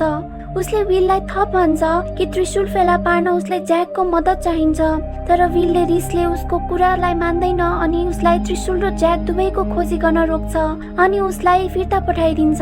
9 वर्षपछि हेनरी ब्रिटिस सेनाका एक सेलर हुन्छ। उसले समुद्री डाकुहरूलाई पछ्याउँदै गर्दा देख्छ कि उनीहरूको जहाज डेभिल्स ट्रायंगल तर्फ अघि बढिरहेको छ, जहाँबाट आजसम्म कुनै जहाज फर्केर आएको थिएन। हेनरीले कप्तानलाई त्यहाँ नजान आग्रह गर्छ र कप्तानले यसलाई आफ्नो अपमानको रूपमा लिन्छ। अब हेनरीलाई देशद्रोहीको आरोप लगाउँदै उसलाई कालकोठरीमा पठाउँछन्। यहाँ कप्तानले सजिलैसँग डेभिल्स ट्रायंगलमा आफ्नो जहाजलाई लैजान्छ। त्यहाँ सलाजार हुन्छ, जो डेडम्यान शिप साइलेन्ट म्यारीको क्याप्टेन हुन्छ। उसले त्यहाँ सबैजनालाई मारिदिन्छ। जब उनीहरूले कोठरीबाट केही आवाज सुन्छन्, उनीहरू त्यतातिर जान्छन् र सलाजारले हेनरीको सेलबाट ज्याकको पोस्टरहरू फेला पार्छ। सलाजारले सोध्दा उसले सलाजारलाई बताउँछ कि उसले ज्याकलाई खोजिरहेको छ। सलाजारले हेनरीलाई आफ्नो एउटा सन्देश ज्याकलाई सुनाउन आग्रह गर्छ र भन्छ सलाजार ज्याकको कम्पासबाट मुक्त हुनेछ र त्यसपछि उसलाई मार्न आउनेछ। अर्कोतर्फ एक खगोल शास्त्री जसको नाम क्यारिना हुन्छ, उसलाई एक बोक्सीको आरोप लगाएर त्यहाँ थुनिएको छ। उनी त्यहाँबाट भाग्छिन् र बाहिर आउँदा देख्छिन् कि त्यहाँ एउटा नयाँ ब्याङ्कको उद्घाटन भइरहेको हुन्छ। त्यहाँ लकरभित्र ज्याक हुन्छ, जो रक्सीको नसामा त्यहाँ सुतिरहेको हुन्छ। सबै गार्डहरूले उसलाई मार्न घेर्छन्, तर गिब्सको आदेशमा ब्याङ्कको पछाडि आफ्नो घोडाहरूमा बसेका ज्याकको टोलीले ब्याङ्कको पर्खालभित्रको प्वालहरूबाट लकरसँग जोडिएको डोरी तान्छन् र पुरै ब्याङ्क तान्न थाल्छन्। ज्याक पनि उनीहरूसँगै घिर्सिँदै जान्छ। जाँदै गर्दा त्यो लकरको ढोका खुल्ला भएको कारण त्यहाँबाट धेरै सुन पैसा बाटोमा जताततै खस्छ अब यहाँ ज्याक त्यो ब्याङ्कबाट खस्छ र ऊ एउटा पसलमा जान्छ जहाँ उसले क्यारिनालाई भेट्छ। उनले ज्याकलाई आफूसँगै लान आग्रह गर्छिन्। उनीहरू त्यो टापुबाट भाग्दै गर्दा आफूलाई पछ्याइरहेका गार्डहरूको बीचमा उनलाई छोडेर भाग्छ। उनीहरू आफ्नो जहाजमा त्यो लकर ल्याउन सफल हुन्छन्। अब लकर खोलेर हेर्दा तिनीहरूले लकर खाली देख्छन्। यो देखेर ज्याकको टोली धेरै निराश हुन्छन् किनभने तिनीहरूसँग वास्तविक जहाज पनि हुँदैन र कुनै पैसा पनि हुँदैन, जसको कारणले तिनीहरू सबैले ज्याकलाई एक्लै छोडेर जान्छन्। अर्कोतर्फ हेनरीले अस्पतालमा आँखा खोल्दा आफूलाई ओछ्यानमा साङ्गोले बाँधेको पाउँछ। लेफ्टिनेन्टले उनलाई त्रिशूलको बारेमा गरेको कुराकानीको सम्झना गराउँछन्। उनी भन्छन् ऊ माथि देशद्रोहीको आरोप लागेकोले जब ऊ जिउँदै फर्किन्छ तब मात्रै उसलाई देशद्रोही साबित गर्नेछन् र उसलाई यसको लागि सजाय हुनेछ। उनीहरूले हेनरीलाई त्यहाँ छोडेर जान्छन् र त्यही पलमा नर्सको भेषमा क्यारिना आएर उसलाई भेट्छिन् र उसलाई भन्छिन् कि त्रिशूलसम्म पुग्नका लागि उनीहरूलाई नक्सा चाहिन्छ जुन कसैले पढ्न सक्दैन। त्यसपछि उनले उसलाई आफ्नो बुबाको डायरी देखाउँछिन् र उनको बुवाले यो उनलाई दिएको बताउँछिन् ताकि उनले त्रिशूल फेला पार्न सकुन्। उनी एक खगोलविद भएकोले उनलाई थाहा छ कि किताबले नक्सा सिर्फ रातो चन्द्रमामा आएको बेला मात्र देखाउनेछ। गार्डहरूले उनलाई हेनरीसँग देख्छन्। उनले हेनरीलाई आफ्नो चेन खोल्नका लागि एउटा चाबी दिन्छन् र त्यहाँबाट भाग्न खोज्छिन् तर गार्डहरूले उनलाई समात्छन्। अब उनीहरूले थाहा पाउँछन् कि हेनरी त्यहाँबाट भागेको छ। लेफ्टिनेन्टले क्यारिनालाई सेलमा पठाउँछ र सबैलाई हेनरीलाई खोज्न आदेश दिन्छ। अर्कोतर्फ ज्याक रम किन्न जान्छ तर उसँग पैसा हुँदैन, त्यसैले उसले रमको लागि आफ्नो कम्पास दिने प्रस्ताव गर्छ। त्यही बेला भूकम्प आए जसरी जमिन र समुद्र हल्लिन थाल्छ अनि शैतानको त्रिकोणबाट मरेका मानिसहरू मुक्त हुन थाल्छन्। बारबाट बाहिर आउँदा ज्याक गार्ड्सद्वारा गिरफ्तार हुन्छ। यो सबै कुरा हेनरीले देख्छ। जब उनीहरूले ज्याकलाई सेलमा राख्छन् हेनरी उसलाई भेट्न गार्डको भेषमा आउँछ र ज्याकलाई त्रिशूल र क्यारिनाको नक्साको बारेमा भनेर उसको मद्दतको लागि सोध्छ। जब ज्याकले मद्दत गर्न अस्वीकार गर्छ हेनरीले उसलाई सलाजारको सन्देशको बारेमा भन्छ। ज्याक सोध्छ कि यो सबै झुट हो किनभने उसको अनुसार सलाजार मरिसकेको छ। अर्कोतर्फ क्यारिनाले रातो चन्द्रमा मुनि डायरीबाट ढुङ्गा निकाल्छिन् र त्यसमा लेखिएका शब्द र प्रतीकहरू पढ्छिन्। उनलाई थाहा हुन्छ कि यो वास्तवमा एक तारा नक्सा रहेछ जसले उनीहरूलाई टापुमा जान मद्दत गर्नेछ। अर्को सिनमा बारबोसाका चालक दलका सदस्यहरूले उसलाई भन्छन् कि उसका 10 मध्ये 3 जहाजहरू सलाजारले नष्ट गरिसकेका छन्। यो सुनेपछि बारबोसा एक बोक्सी सांसा भएको ठाउँमा जान्छ। उनले बारबोसालाई भन्छन् कि ज्याकले कम्पासलाई धोका दिएको छ जसले गर्दा सलाजार अहिले स्वतन्त्र भएको छ। उनले ज्याकको इच्छा त्रिशूलको बारेमा पनि उसलाई भन्छन् र यदि बारबोसाले सलाजारलाई कम्पास दिएर ज्याकसम्म लैजाने वाचा गर्छन् भने उसको जहाजहरू नष्ट हुनबाट बच्नेछन्। बारबोसा सहमत हुन्छ र आफ्नो दललाई आफूसँगै लैजान्छ। यहाँ हामी हेर्छौं कि ज्याकलाई अन्य आरोपीहरूसँग सजाय दिन लागिँदैछ। यहाँ ज्याक र क्यारिनालाई सँगै मृत्युदण्ड दिँदै हुन्छ तर ज्याक र क्यारिना सबैको अगाडि झगडा गर्न थाल्छन्। हेनरी पनि त्यहाँ आउँछ तर गार्डहरूले उसलाई पनि समात्छन्। यहाँ हेनरी गिब्सको टोली लिएर आएको हुन्छ र उनीहरूले तोप फायर गर्न थाल्छन्। हेनरी र गिब्सले क्रमशः क्यारिना र ज्याकलाई बचाउँछन्। ज्याकले अब हेनरी र क्यारिनालाई आफ्नो बन्दी बनाउँछ र जहाजमा यात्रा गर्न थाल्छ तर उसलाई बाटो थाहा नभएको कारण क्यारिनालाई मद्दत गर्न भन्छ तर उनी ज्याकको विश्वास गर्दिनन् र उनी अस्वीकार गर्छिन्। अब ज्याकले हेनरीलाई उनको अगाडि समुद्रमा फ्याँकिदिन्छ। यहाँ क्यारिनाले हेनरीलाई मन पराएकी हुन्छन् त्यसैले उनले उनीहरूलाई ताराहरू नै नक्साउन् भन्छन्। त्यसपछि हेनरी जो समुद्रमा फ्याँकिएको थियो उसलाई जहाजमा फिर्ता ल्याइन्छ। अर्कोतर्फ सलाजार बारबोसाको सामना गर्न आउँछ र कसैलाई मार्नु अघि बारबोसाले ज्याकको नाम भन्छ। त्यो सुनेर सलाजार बारबोसा भएको ठाउँमा आउँछ र उसलाई यो ज्याकको कम्पास हो भन्छ। सलाजार भन्छ कि मलाई सिर्फ ज्याक चाहिएको छ र म ज्याकलाई मारेर आफ्नो बदला लिन चाहन्छु। अब बारबोसाले वाचा गर्छ कि उसले ज्याकलाई बिहानसम्म ऊ कहाँ ल्याउनेछ र बदलामा सलाजारले उसको जहाज छोड्नु पर्नेछ। सलाजार सहमत हुन्छ र बिहानसम्म आफ्नो जहाजमा बस्ने निर्णय गर्छ। अब बिहान हुन्छ र सलाजारले बारबोसालाई गोली हान्न लागेको हुन्छ किनभने उसले आफ्नो वाचा पूरा गरेको थिएन तर बारबोसाले उसलाई केही बेर अझै पर्खन आग्रह गर्छ र उसलाई ज्याकसँगको आफ्नो दुश्मनीको बारेमा सोध्छ। सलाजारले बारबोसालाई आफू मान्छे हुँदाको कहानी सुनाउँछ। ऊ भन्छ कि म स्पेनिस आर्मीमा थिएँ। मेरो बुवा र हजुरबुवाले पाइरेट्सहरूलाई मार्ने काममा आफ्नो ज्यान गुमाउनु भएको थियो। अनि मैले कसम खाएँ कि म समुद्रको सबै पाइरेट्सहरू मारेर तिनीहरूको नाम निशाना मिटाइदिनेछु।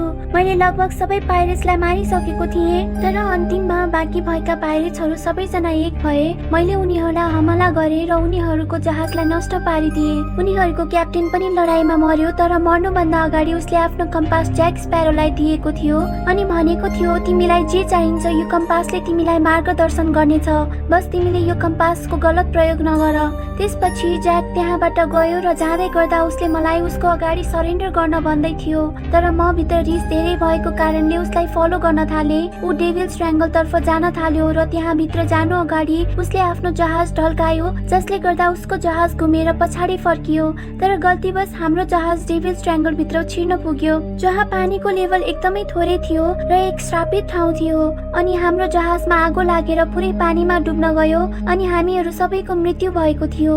सलाजारको कुरा सकेपछि बारबोसाले परतिर देखाउँदै भन्छ कि उनीहरू ज्याक नजिक पुगिसकेका छन्। यहाँ सबैजना ताराको नक्साको बारेमा छलफल गर्दै हुन्छन् र त्यही बेला गिब्सले परबाट जहाज आउँदै गरेको देख्छ। यो देखेर हेनरीले यसलाई साइलेन्ट मैरी जहाज भनेर चिनाउँछ। गिब्स र चालक दललाई ज्याकलाई उनीहरूले किन पछ्याइरहेको छ भनेर थाहा हुँदैन। उनीहरूले ज्याक, क्यारिना र हेनरीलाई मार्न लागेका हुन्छन्, तर ज्याकले उनीहरूलाई रोक्छ र घुम्न आग्रह गर्छ। यहाँ अब ज्याक, क्यारिना र हेनरी सानो डुङ्गा हुँदै टापुतिर लाग्छन्। सलाजारले उनीहरूलाई टापुतिर गएको देख्छ र आफ्नो सार्कहरूलाई उनीहरूतिर पठाउँछ, तर क्यारिना त्यसअघि नै डुङ्गाबाट पौडी खेलेर टापुमा पुग्न सफल हुन्छन्। अर्कोतर्फ ज्याकको क्र्यूलाई ब्रिटिस नौसेनाले समातेको हुन्छ। यहाँ उनीहरूलाई यातना दिँदै ज्याकको स्थानको बारेमा सोध्छन्, तर उनीहरूलाई ज्याकको बारेमा केही पनि थाहा हुँदैन। यहाँ हेनरी समुद्रमा हाम फाल्न लागेको हुन्छ र त्यही बेला सार्क आएर आक्रमण गर्छ। यहाँ ज्याकले उसलाई बचाउँछ। अब सार्कलाई लिड गर्दै सलाजार र तिनका मानिसहरू पानीमा दगुरेर तिनीहरूतर्फ आइरहेका हुन्छन्। अब हेनरीले आफ्नो सर्ट अर्कोतर्फ फ्याँकेर सार्कहरूलाई डिस्ट्र्याक्ट गर्छ र ऊ समुद्रमा हाम फाल्छ अनि पौडी खेलेर टापुतर्फ जान्छ। जब ज्याकले डेडम्यानहरूलाई आफूतिर आउँदै गरेको देख्छ, उसले हेनरीको पछि लागेको सार्कतिर डोरी फ्याँक्छ र यसको मद्दतले दुवै टापुमा पुग्छन्। डेडम्यानहरूले तिनीहरूलाई पछ्याउँछन्, तर तिनीहरूले टापुमा बाहिला टेकेपछि उनीहरूको एकजना मानिस त्यहाँ मर्छ। त्यसैले तिनीहरू समुद्रमा नै रहन्छन्। क्यारिना डेडम्यान देखेर डराउँछिन्। उनी जङ्गलतिर भाग्छिन् र एउटा जालोमा गएर फस्छिन्। हेनरी र ज्याक पनि उनको पछि लाग्छन् र पासोमा फस्छन्। यी पासोहरू ज्याकको शत्रु केलीद्वारा सेट गरिएको हुन्छ। जब ज्याक बिउजन्छ, केलीले उसलाई आफ्नी बहिनीसँग विवाह गर्न आग्रह गर्छ। अर्कोतर्फ बारबोसाको जहाजमा सलाजारले चालक दललाई मार्दै हुन्छ, तर बारबोसाले ज्याकलाई टापुबाट ल्याउने वाचा गर्छ र उनीहरूलाई छोडिदिन्छ।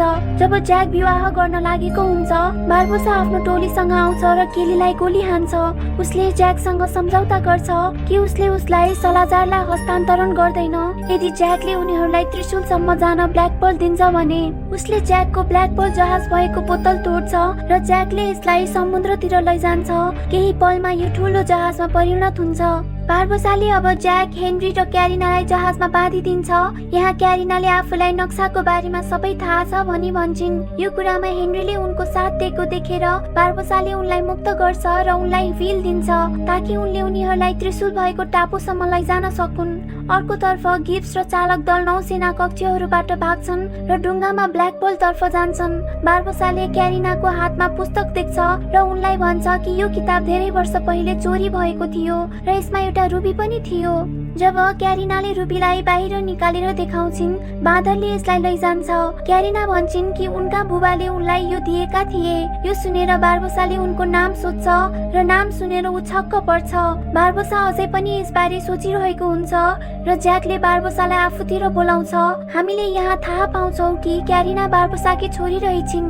ज्याकले उसलाई आफ्नो कम्पास फिर्ता दिए भने उसले क्यारिनालाई सत्य बताउने छैन भनेर प्रस्ताव गर्दछ, तर बारबोसाले मान्दैन र ज्याकलाई क्यारिनाले तिम्रो कुरा कहिले विश्वास गर्दिनन् भनेर त्यहाँबाट जान्छ। हेनरीले नौसेनाको जहाज देखेर तिनीहरू आउँदैछन् भनेर भन्छ।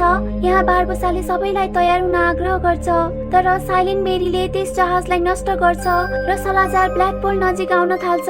जब डेडम्यानहरू ब्ल्याक पर्लमा आइपुग्छन्, सबैले बारबोसाको आदेशमा उनीहरूसँग लड्न थाल्छन्। थाल्छन्। सलाजार ज्याकको खोजीमा जान्छ र उसलाई भागिरहेको देख्छ।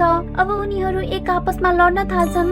यहाँ साइलेन्ट मेरीको मूर्ति पनि ज्याकसँग लड्न थाल्छ। तिनीहरूको लडाईँको क्रममा क्यारिनाले ताराहरूलाई पछ्याएर जहाजलाई टापुमा लैजान्छन्। अब डेडमेनहरू आफ्नो जहाजमा फर्कन थाल्छन् र सलाजार क्यारिनालाई रोक्न आउँछ, तर हेनरी उसँग लड्न थाल्छ। टापुमा पुग्दा सलाजारले हेनरीलाई बन्धक बनाएर आफूसँग लैजान्छ। बारबोसाले क्यारिनालाई सान्त्वना दिँदै भन्छ कि चाँडै श्राप समाप्त हुन्छ र हेनरी फर्किनेछ।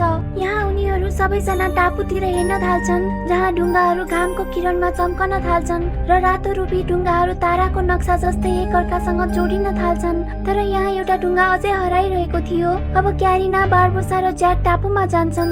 बारबोसाले उनलाई रुबी दिन्छ र उनले यसलाई चम्किएको ढुङ्गामा फिट गर्छिन्। अब सबै ढुङ्गाहरू जोडिन्छन् र समुद्र बीचबाट चिरिन थाल्छ, जसले गर्दा क्यारिना र ज्याक समुद्रको बीचबाट तल खस्छन्। उनीहरूले त्रिशूल देख्छन् र त्यतातिर जान थाल्छन्। त्यसै बेला हेनरीको शरीरमा सलाजार आउँछ र उनीहरूलाई आक्रमण गर्छ। यहाँ उनीहरू बीच ठुलो लडाई हुन्छ। यही मौकामा क्यारिनाले ढुङ्गाबाट त्रिशूल निकाल्ने प्रयास गर्छिन्। जब उनी त्रिशूल निकाल्न सफल हुन्छन्, सलाजारले उनीबाट त्रिशूल खोसेर उनलाई पर फ्याँकिदिन्छ। अब उसले त्रिशूल छोएपछि सलाजारले हेनरीको शरीर छोडिदिन्छ। क्यारिनाले हेनरीलाई जगाउने प्रयास गर्छिन् र सलाजारले त्रिशूलको सहायताले ज्याकलाई पानीले आक्रमण गर्छ। जब हेनरीको होस आउँछ, क्यारिनाले पुस्तकमा लेखिएका शब्दहरू सम्झने प्रयास गर्छिन् र त्यसपछि सलाजारले ज्याकलाई त्रिशूलले हान्छ, तर ज्याकले क्यारिनाको पुस्तक आफ्नो शरीरभित्र राखेको हुन्छ र त्रिशूल त्यहाँ गएर अड्किन्छ। हेनरी शब्दहरू पढेर बुझ्छ कि त्रिशूल नष्ट गरेर सबै श्रापहरू खत्तम हुन्छ। अब उसले त्यो त्रिशूल नष्ट गरिदिन्छ र सलाजार सहित सबै मरेकाहरू जीवित हुन्छन्। उनीहरू सबै जिउँदो भएर धेरै खुसी हुन्छन्, तर च्यातिएको समुद्र एक आपसमा फेरि जोडिन थाल्छ। बारबोसा तिनीहरूलाई लङ्गरमा बचाउन आउँछ, तर सलाजार पनि तिनीहरूलाई पछ्याइरहेको हुन्छ। अब जहाजले आफ्नो सन्तुलन गुमाउन थाल्छ, किनभने यो चिरा परेको समुद्रको छेउमा थियो र क्यारिना तल खस्दै हुन्छन्। बारबोसाले उनलाई बचाउँछ र क्यारिनाले उसको हातमा एउटा प्रतीक देख्छिन्, जुन उनले पुस्तकमा देखेकी थिइन्। अब उनलाई थाहा हुन्छ कि बारबोसा आफ्नो बुबा रहेछन्। त्यसै बेला बारबोसाले सलाजारलाई देख्छ र क्यारिनालाई लङ्गरमा छोडेर सलाजारलाई तरबारले ढाडमा हानेर समुद्रमा हाम फाल्छ। समुद्र फेरि पुरिन थाल्छ र चालक दलले ज्याक, हेनरी र क्यारिनालाई बचाउँछन्। यहाँ बारबोसाको मृत्यु भएको कारण सबैजना दुखी भएका हुन्छन्। अन्त्यमा हामी देख्छौँ कि हेनरीले क्यारिनालाई आफ्नो टापुमा लैजान्छ, किनभने उनीहरू एकअर्कालाई माया गर्थे। हामी यहाँ विल र एलिजाबेथलाई पनि एकसाथ देख्छौँ र उनीहरू खुसी साथ बाँच्न थाल्छन्। अर्कोतर्फ ज्याक फेरि ब्ल्याक पर्लको कप्तान बन्छ र ताराहरू पछ्याउँदै जहाजमा यात्रा गर्छ। पोस्ट क्रेडिट सिनमा हामी देख्छौँ कि विल एलिजाबेथसँग सुतिरहेको हुन्छ। त्यही बेला उनीहरूको कोठामा कोही आउँछ, जहाँ हामी डेभी जोन्सको हात देख्छौँ। विल निन्द्राबाट बिउजिन्छ र सोध्छ कि यो सिर्फ एउटा सपना रहेछ। त्यही हामी देख्छौँ कि फ्लोरमा पानी र केही बार्नेकल हुन्छ, जुन सामुद्रिक जनावरहरूको शरीरमा जम्ने गर्दथ्यो र चलचित्र यही समाप्त हुन्छ।